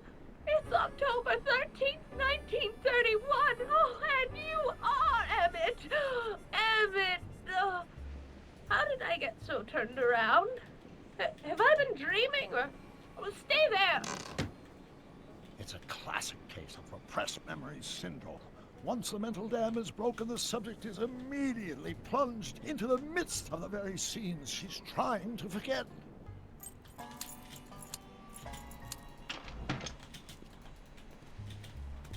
She'd look better. Yeah. Yeah. That's not gonna help, honey. Yeah. Darling, you've come back. Of course I knew you would. An intelligent boy like you wouldn't be one to throw away true love all because of a silly quarrel. I've already forgotten about last night's little tiff. I trust you've done the same? Of course I have. Of course I have. What?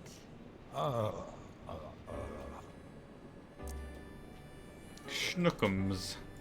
Schnookums. Schnookums. You're sweet. But you're still keeping company with this Smirnoff character. I insist you drop him. He's a bad influence. And you've got to stop working on that dangerous electrokinetic... What's this? Okay. I suppose now you're miffed with me for forcing Detective Parker to close your booth down. Bitter medicine for you, I know, but I had to do it. And Parker had no choice but to obey my orders. He knows that my opinion carries a lot of weight in Hill Valley, and he'd never... Parker would never... Oh... Oh. What is it? I don't know. Something about Detective Parker. Something that happened to me on October 13th. What could it be? Can you jog her memory? If we can keep her mind in the past, we may get the full story of Hill Valley's premature destruction.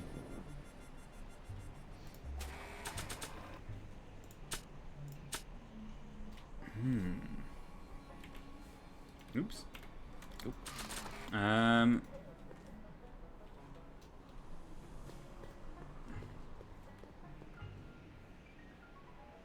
Jog her memory. The DeLorean? Maybe. Oh man, it really has seen better days. Oh yeah. I hate to see it like this.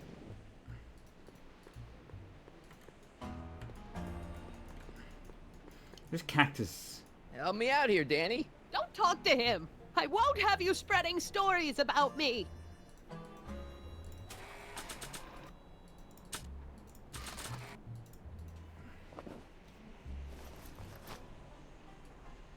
All right.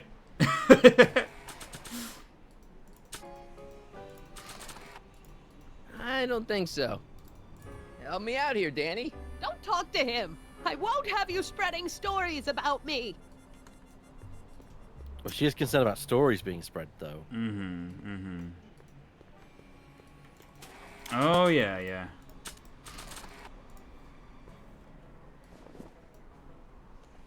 You know, I don't think I ever asked you why you burned down all those speakeasies. Why? Because no one else was doing anything about them. No! Turn it off, you imbecile! If Parker hears that, he'll...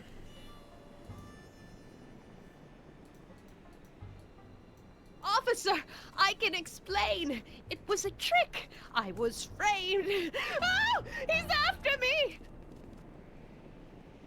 Oh man. Ha! He'll never catch me in this souped-up car of the future. Curses! I can't shake him. Well, Oh man. no use in holding back now. Let's see what this baby can do. And here it comes. Yes? Here what comes? I don't know. Something really unexpected is supposed to happen right about now, but I'm not sure what. Oh, come to think of it, how can I be expecting something unexpected? What's going on? Quick, Marty. We've got to find a way to push the story along before she snaps out of her reverie. Fire. I wonder what's cooking.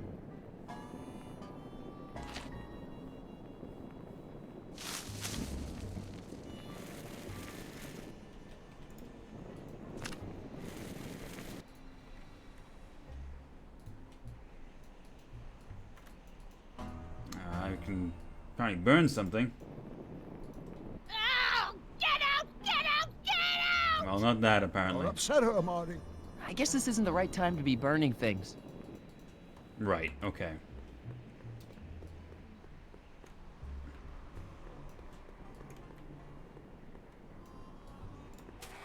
What else have we got?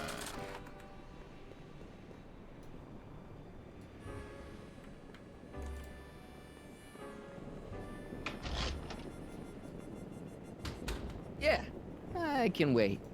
Fair enough. We have to recreate the DeLorean's, you know. It's vortex opening. Yeah. How do we do that? So we can create fire. Mm-hmm. Man, that's a big pile of Yeah. of course bigger. And when we grab that, we can... So... But you can't use it on anything else. Maybe not. Yeah, not Doc. Not sure what that'll do. Okay.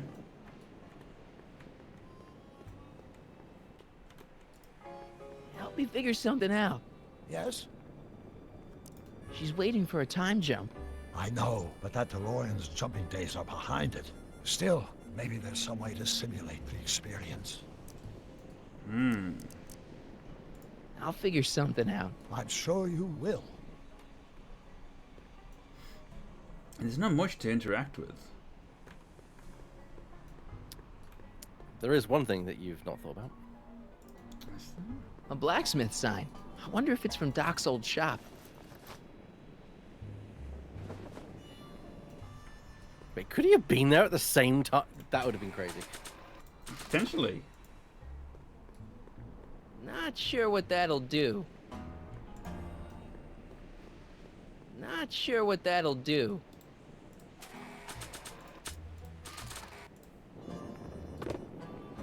Talk about a watering hole.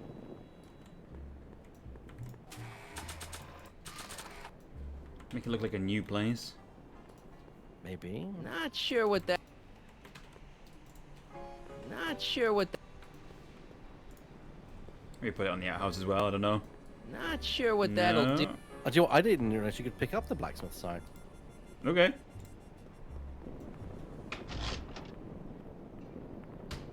Yeah, I can wait. I think it may be too early to do this bit.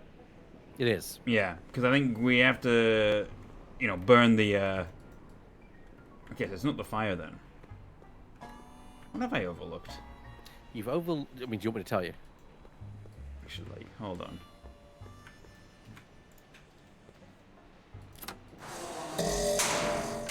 There we go. Yeah, they just hit me. I'm being transported Where? back! Back to the past! What do you see? Hill Valley! But it's all different. It's so small and primitive. Heavens! Can it be? It is! Is what? Grandfather! Big as life! Marshal James Strickland came to Hill Valley in 1869, shot by... I know, Doc. We met him in 1885. Remember? No! I must be mistaken. Grandfather didn't look like that. That man is an imposter! I'm not even sure it is a man! This is all very confusing. Where am I? Why am I thinking about the past? Get off my lawn, you kids!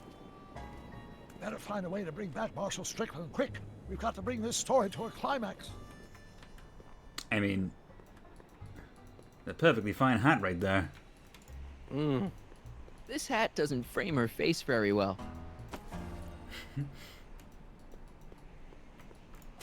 Alright, pop the hat on there. Ah, there he is. Not bad. Oh, Grandfather, how well you look. How well everything looks. How does everything look? Tell me. It's a bit rustic, to be sure, But all the buildings are so sturdy and well kept. And the young people of Hill Valley, they're so virtuous and upright.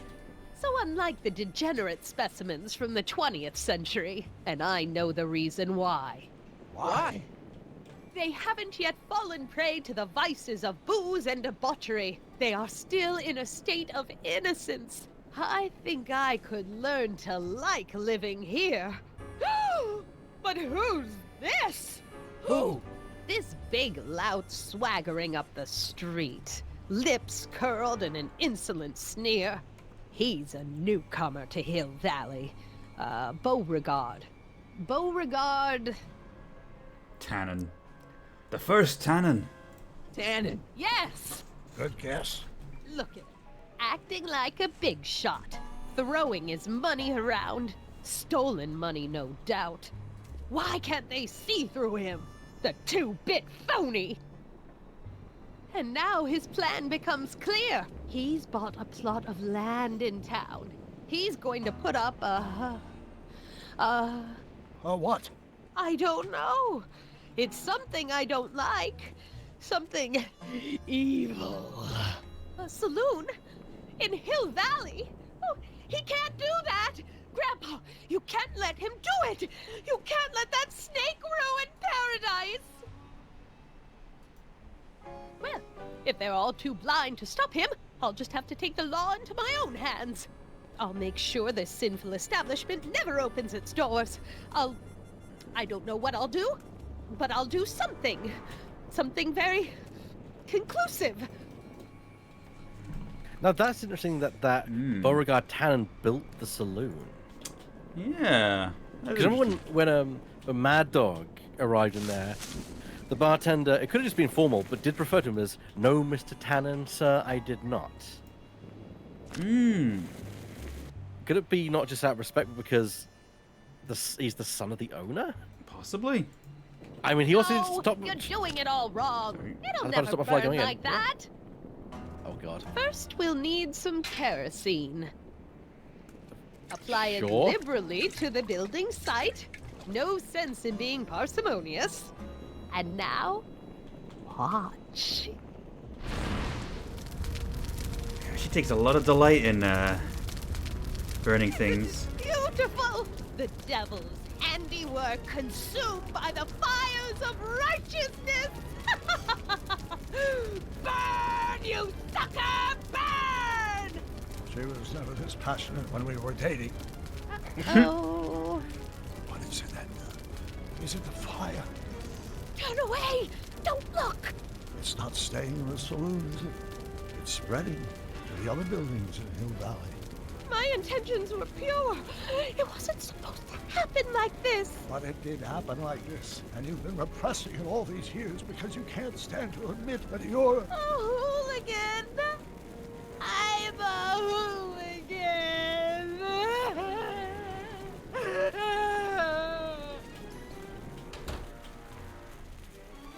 Did I lay it on too thick? Here's the story. Black and white and red all over. Huh. Hill Valley destroyed by fire started approximately 2 a.m., July 17th, 1876. Of course, I'm not the real criminal in this story, am I, Mr. Sagan? You set me up for a fall. You and Smirnoff. You made me steal your infernal car. You made me burn down Hill Valley. And now, by the powers invested in me by the town of Hill Valley, I hereby sentence you two criminals to... You! How much have you heard? Enough for a month's worth of headlines in the Hayesville Herald. 2 months worth if you shoot those fellas. I could shoot you too, you know. But you won't, because that would be against the law. And you never break the law, right? This is your cue to skedaddle. Right. Much obliged.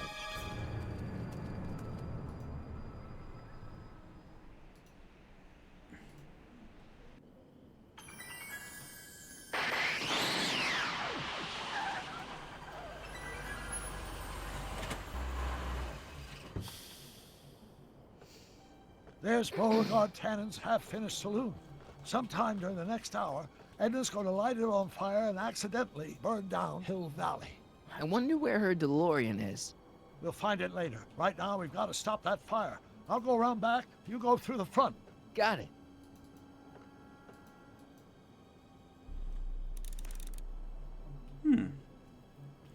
Well, here we are. Yeah. You know, it just struck me actually. In this whole game, we did a lot of kind of pastiche from, like, you know, say the first movie, and a little bit of like the sort of bad future stuff from the second movie. But there's no future in this game at all. Which is interesting. You are correct. It's all in the past. This is like a little bit of Back to the Future 3. I think I liked it better on the outhouse door. Ah, hello. I'd better not get too close. I'd better not get too close. Okay.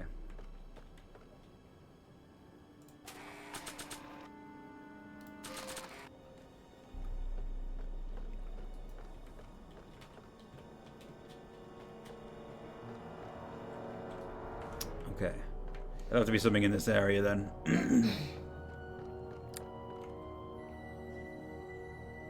Pickle barrels. There's also the window. I think it says window if you go over there. Yeah. Yeah.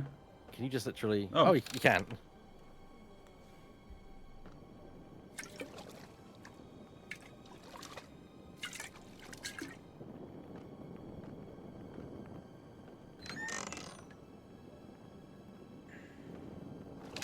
Who's there? Edna, stop. It's just me. Mr. Sagan, what are you doing here? I was gonna ask you the same question, Miss Pickford. Isn't it obvious? I'm putting an end to your den of iniquity before it starts. I don't think so, Mary. I don't like shooting women, but no one comes between Beauregard B. Tannen and his livelihood. Tannen, stop! If you shoot her, she'll drop the torch, and this whole place will burn up. Edna, stop! If you drop that torch, he'll shoot us. Looks like we're at something of a standoff here, Mr. Tannen. I don't see a way out, unless somebody manages to disarm both of you at the same time. How the hell am I supposed to do that? I have a vague idea. Chandelier's right over their heads. That's gotta be useful somehow. Cripes, it's no wonder the town went up. I can smell the kerosene from here. Okay. Dolores Miskin? Maybe I could jump him. Hang in there, Doc. Ah, who's floorboard? Was that a mouse? What's the matter, Miss Pickford? Scared of a little mouse?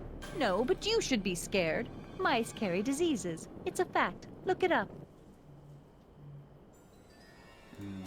Okay.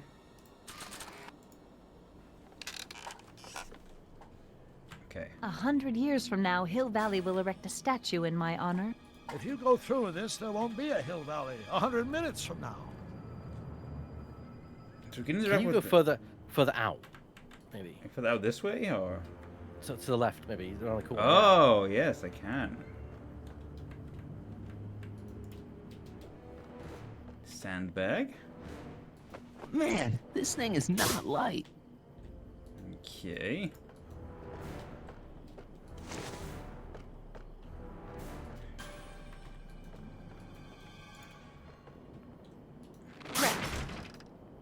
Ooh. It's right over his head, but I can't knock him out while Edna's still holding that torch.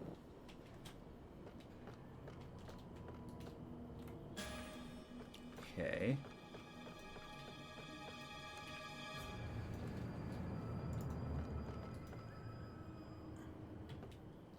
I won't go down. Yeah. Mary Pickford? Don't tell me that you're not traveling through time under a pseudonym, Mr. Carl Sagan. Quit! I wonder what's in these. Oh, stop quiet! Oh. What the hell? Oh, cow crap! There goes... Oops. I can skip that. He said, "Oh, go. There goes all my pickled pig's feet." Ugh. Sounds good. Mmm. Delicious. That was good eating.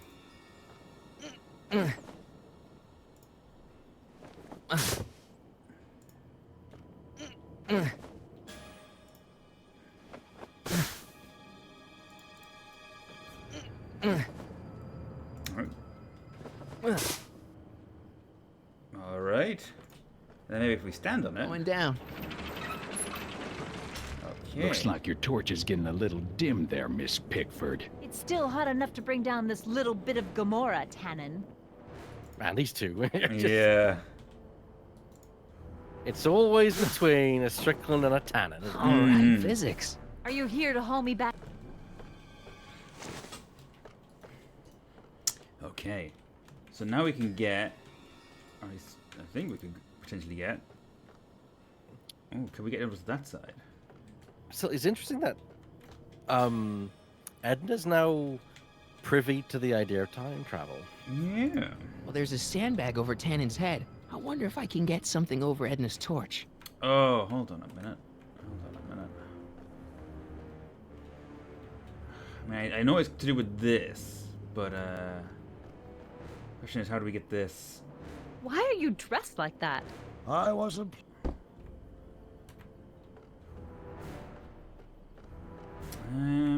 Hold on. Let's see what happens when we use this again. That's. We need something to knock the barrel. Yeah. I'm not entirely sure what yet. I mean, in theory, I should be able to just walk across to it, right? In theory, yeah. Give it a try. But it's not letting me. Can you walk along the ledge? Hang on, there was something there. Or what about the rope? What is the rope useful? Oh, maybe. Ah. That's what we needed. Yep, that's it. And there we go. Then we go down and knock the loose What was floor that out. noise? What noise? I didn't hear a noise. Thanks, Doug. Maybe we can come to a. Okay. Get that.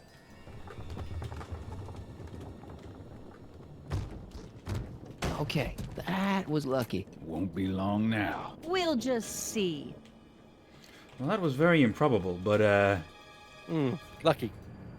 Very good that it worked out.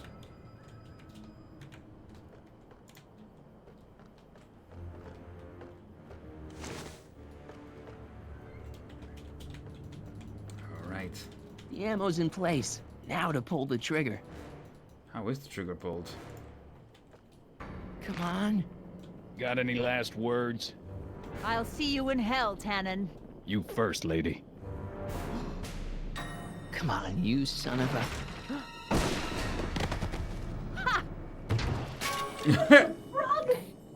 Who the hell are you? I'm the diversion, butthead. Wow. Nice punch.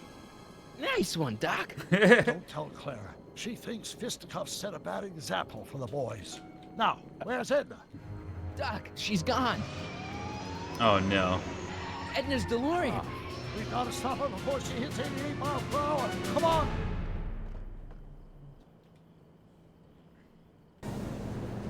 Okay, Edna, nothing to be worried about. You're a smart woman with a strong moral compass. You just need to think your way out of it. Oh, fudge!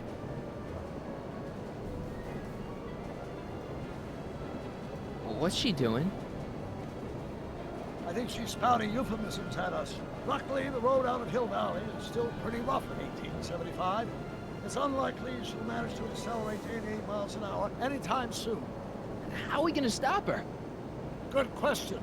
We can't risk injuring her or damaging the vehicle for fear of altering the timeline even further. Luckily, those diagnostic lights my alternate self put all over her DeLorean have given me an idea. Here, take these. What are these? Flux synchronization modules. How do they work? I generally use them for maintenance purposes, but we might be able to use them to sync up with the alternate DeLorean's diagnostic modules, thus making it possible to link both sets of time circuits and override the time destination of the alternate DeLorean. At least that's the theory, anyway. That's, Great plan, I think. Best of all, we won't need to weld the modules to the frame. We can just snap them over the diagnostic lights. Wait a minute, Doc. You want me to go out there? How the heck am I supposed to do that? Good question. Let me think. Aha! Yay! A hoverboard! It saved our hides a few times before, so it seemed like the appropriate tool to bring along for the job. Sweet!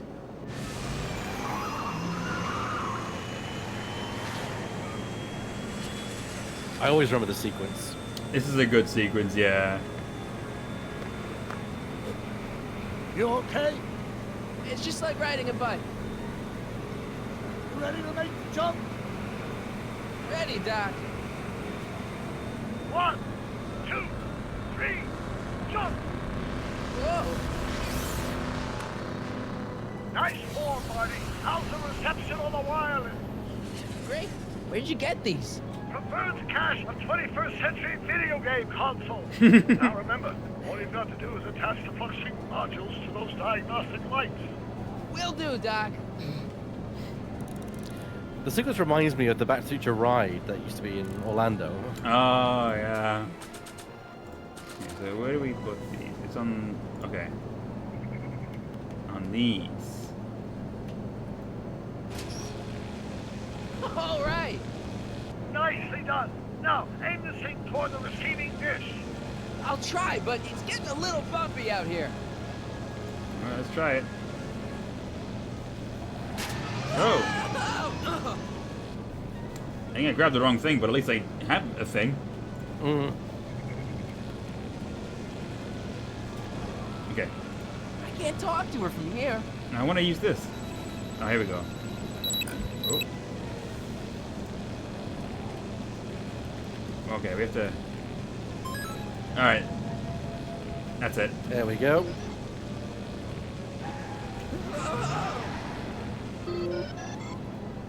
Great, that's one flux sync down. 2 to go. I have to sing it a couple times? Okay. I think you got to sync. There's 3 syncs you got to put on there. Oh, alright, I understand. I better not touch it now that it's synced. Alright, can we go around the front? Whoa!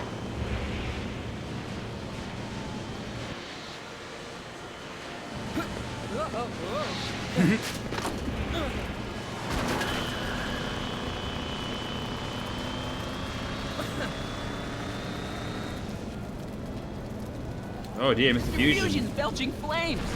Yes, that's unfortunate. I'd stay out of them if I were you.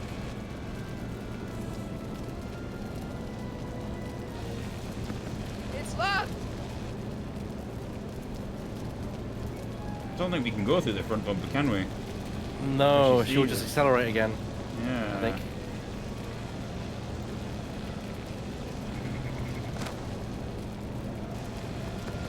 It's locked. Maybe we can go... Crossing those flames, they may be radioactive. I don't even like crossing through normal flames. Okay, I think we have to... shut this. I should do it. Nice work, Marty. Okay. Here we go, here we go. I think if you don't do that, she can see you coming in the driver side window. Or mirror, I should say. Okay. Put one on here yet? I can't reach it from here. Okay. We'll go to that one first then. Made it.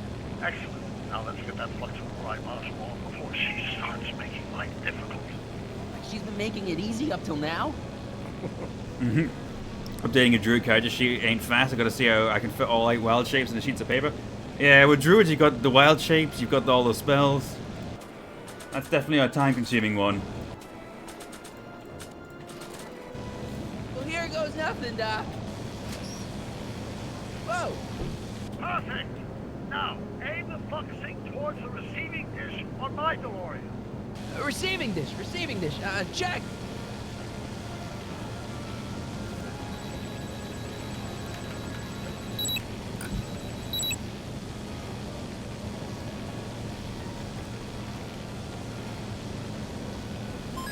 All right, there we go. There we go. 2 or 3.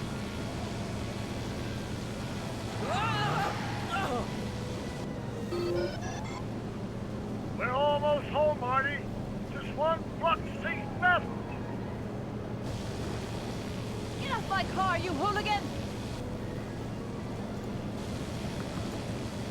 It's locked!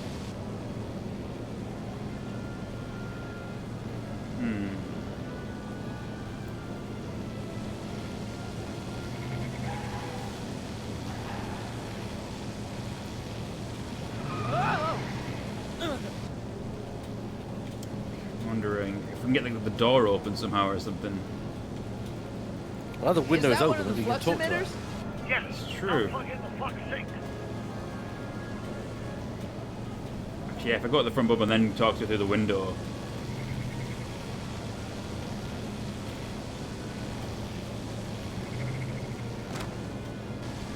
Edna! What? Let me in! You want in? Fine! Ah, that's just what I needed. Marty, are you all right? Not really.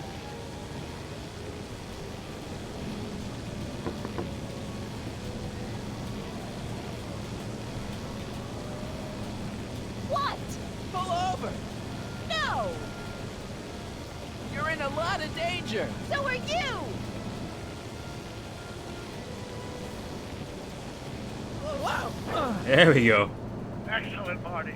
Now that you're on top of the DeLorean, you can attach the flux sync to the overhead flux emitter. That's great, Doc.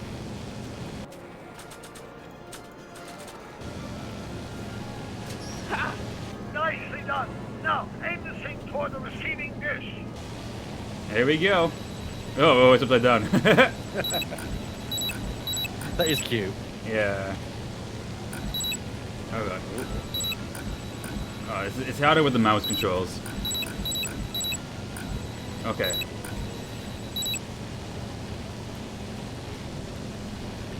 Okay, there we go. Oh, bit fiddly. There we go. That's it. Get out of there, Marty. Phew.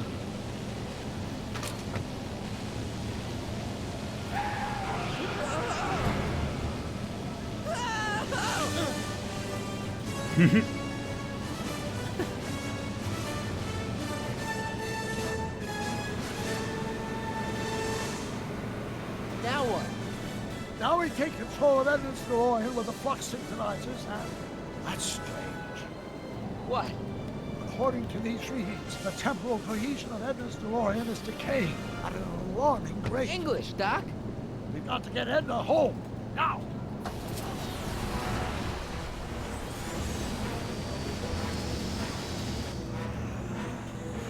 Hold on!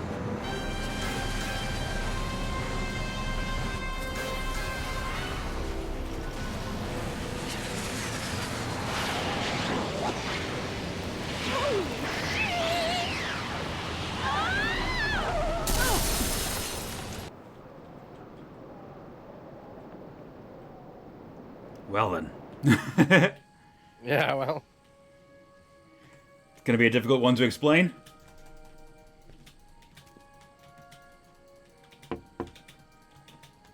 Parker? Then I must be back in...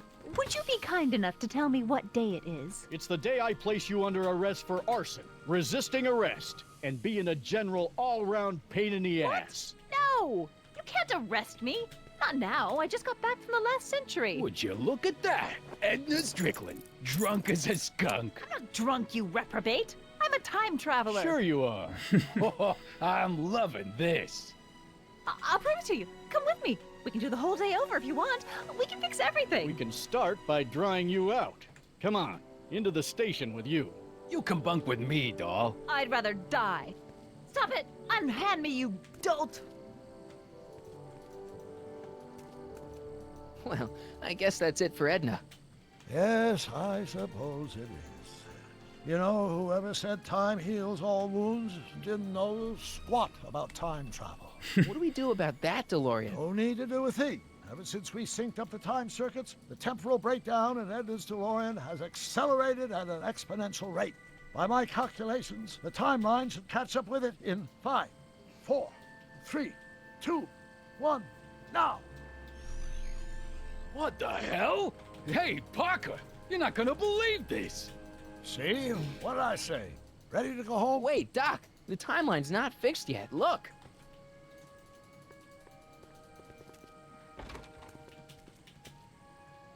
Michael, you missed all the fireworks at the expo. Yeah, so I heard. Listen, I heard a rumor about you two. I guess we gotta come clean.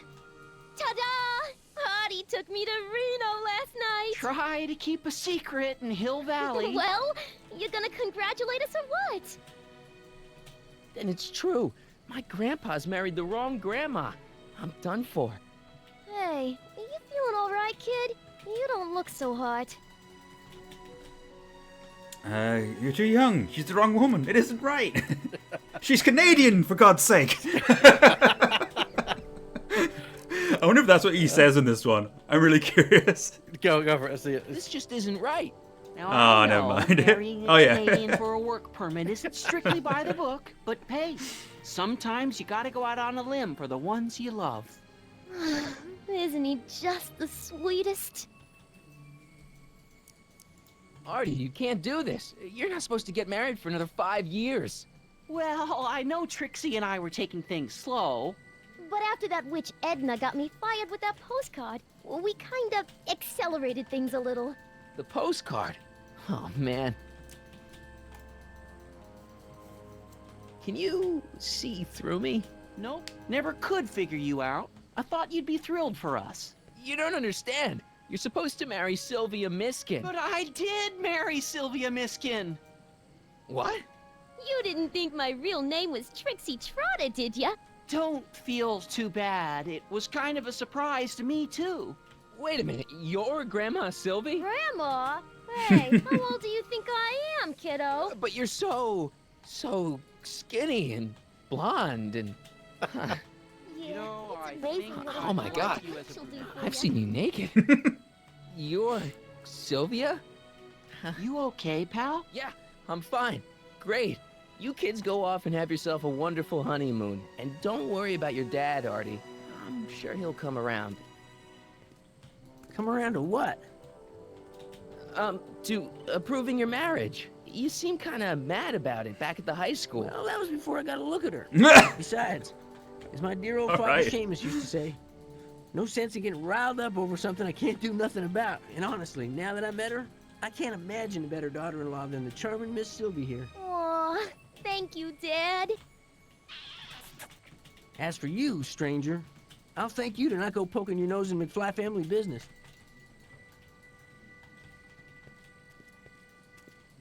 It's been a pleasure, Agent Corleone.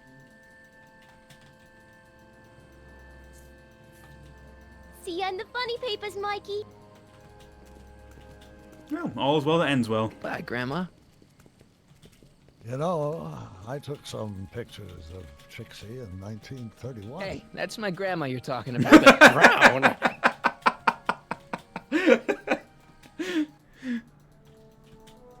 That's funny.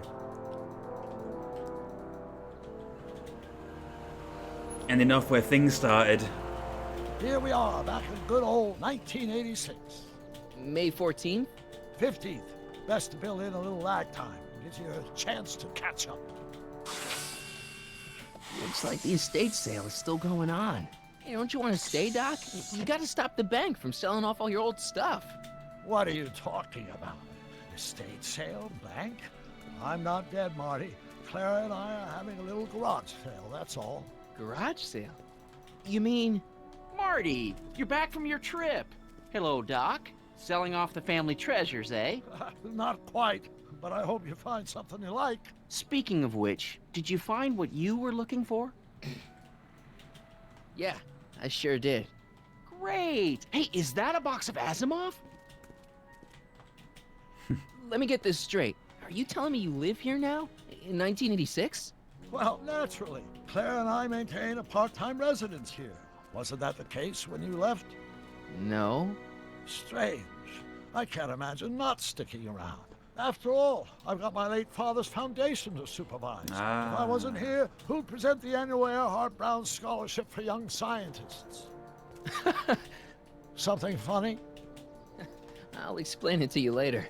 I don't see what's so funny about looking after a family legacy. Oh, almost forgot. I've got something for you. I guess he did repair his relationship with his father. Which is really nice. Because he improved his own family life at in the first film. Graduation. Graduation? Very much so. That's not for another. The McFlys of Hill Valley. An exhaustively detailed history of your family, from your great-great-grandfather Seamus to the present. You traveled through time to write this? Well, most of the research was done traditionally, but your grandma Sylvia proved to be something of a mystery. Which is why you traveled back to 1931, to look for her. Exactly. Who knew she was singing in a speakeasy under a stage name? This is great, Doc. Thanks. It's the least I can do for the man who saved me from making the worst mistake of my life. Yoo-hoo! Dr. Brown! Oh. Edna? Einie!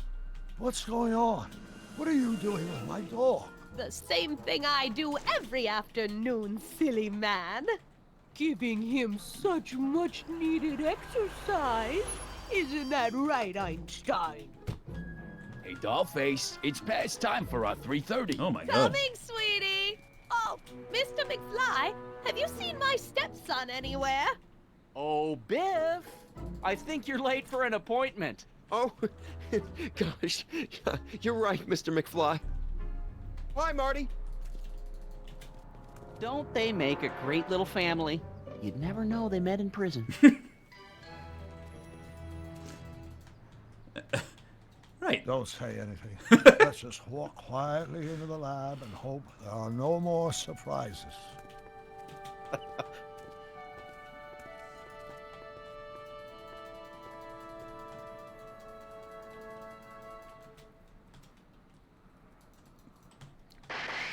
Uh-oh.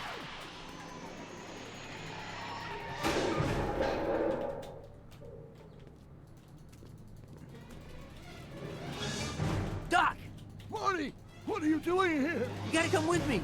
Back to the future. Marty, you can't be here. If your younger self sees you, the consequences could be catastrophic. My younger self? Oh, right. Bring him along too. This concerns all of us. What do you mean? Does something happen to us? Do we turn into assholes or something? Nah, we're fine. But our great-great-grandkids? Oh my What the god. hell? Great Scott! And throw back to the first film's ending. Oh no, that was blue. Doc, you gotta come back with me. Don't listen to him, Doc. It's me you gotta help. If you want to save Jennifer and our 12 kids. What? That timeline was overwritten 5 jumps back. Doc, how can there be 2 more of me here? I have no idea. My all rights of space-time continuum should be tearing apart like a cheap dish rag right now. It already is. What my evil twin and I are trying to say is the future is totally Oh, jacked no. up. And you gotta come with me to save it. No, me. So, we meet at last. You've altered my timeline once too often. What's going on, Doc?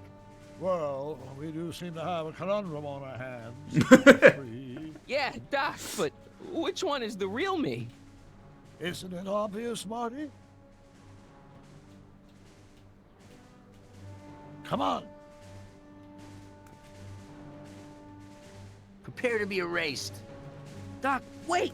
What about the space-time continuum? Yeah, what about my future? And mine?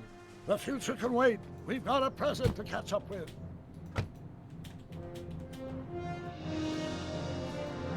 Where to, Doc? Mr. McFly, thrill me.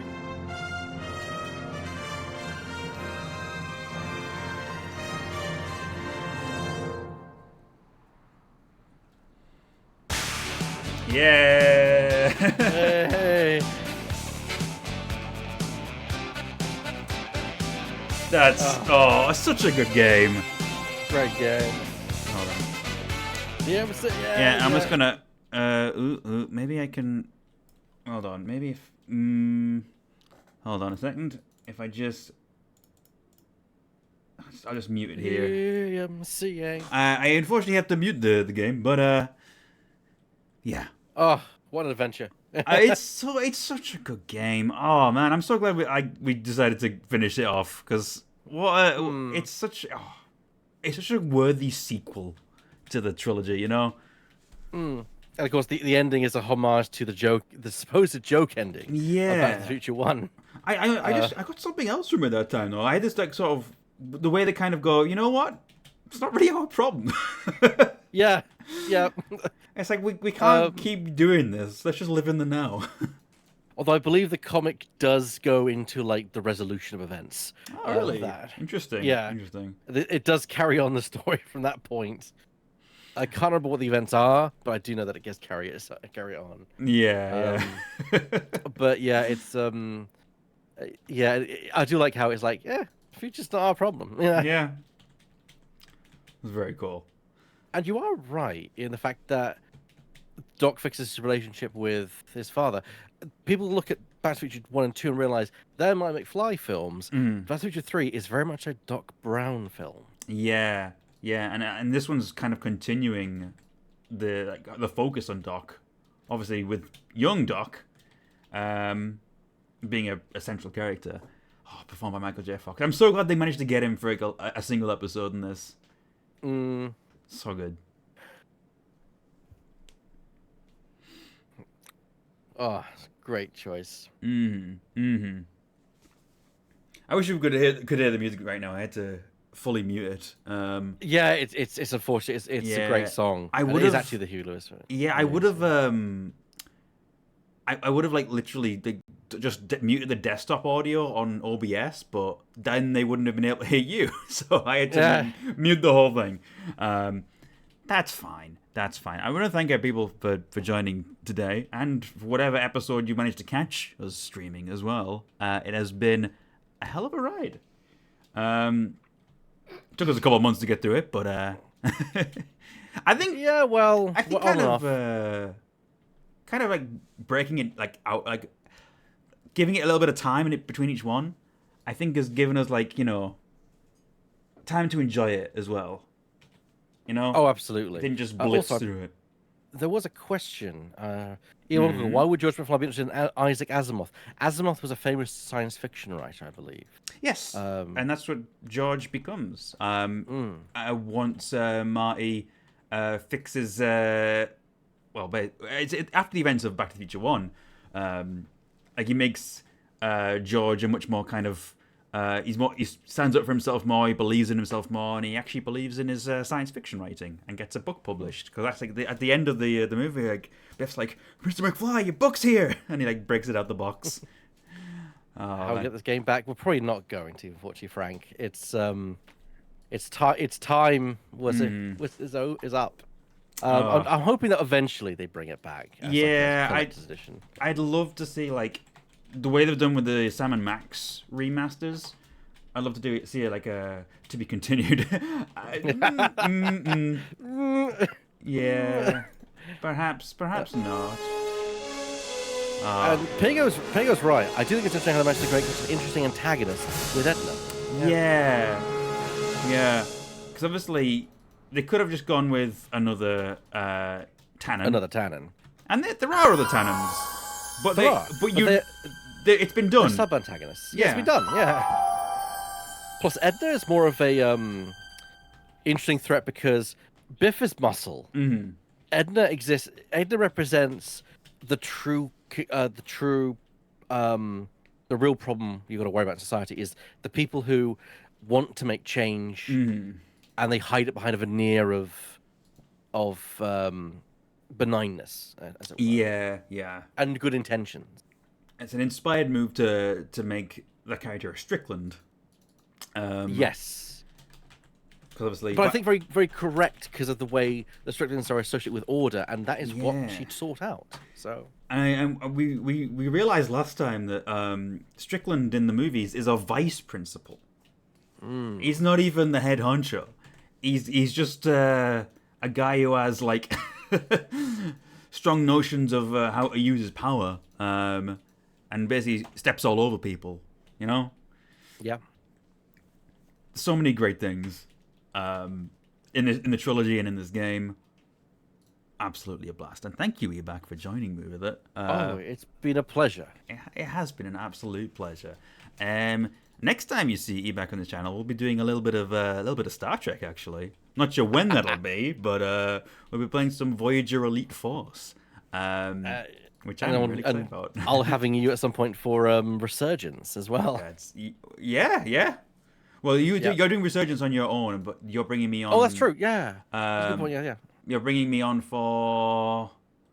What were we doing for your? Jesus. I need to actually check because there's so much stuff going on. I have it. Hold on a second. If I go into here, I should be able to see it noted down. It was Mist. Oh, VR of course Mist. it is. Yeah. Or Locomotive if I can't get that running. But yes. Yes, I imagine you'll be get Mist running. I mean, even if you don't do it in VR, I would be down to do it regular mode. So. And yes, you might be appearing on Sleep Voices as well. Eventually. Yes, I definitely want to have something with that, and I think my Saturdays are gonna be decently free, maybe. So we'll see. Hopefully. Yes, conquer the FPS game Elite Force. So. Absolutely. I'm gonna close this down and go to full cam. I think Weird is still going with Kingdom Hearts. Is he finishing that today, or is he still? He's trying. He's trying. Is the word I will use.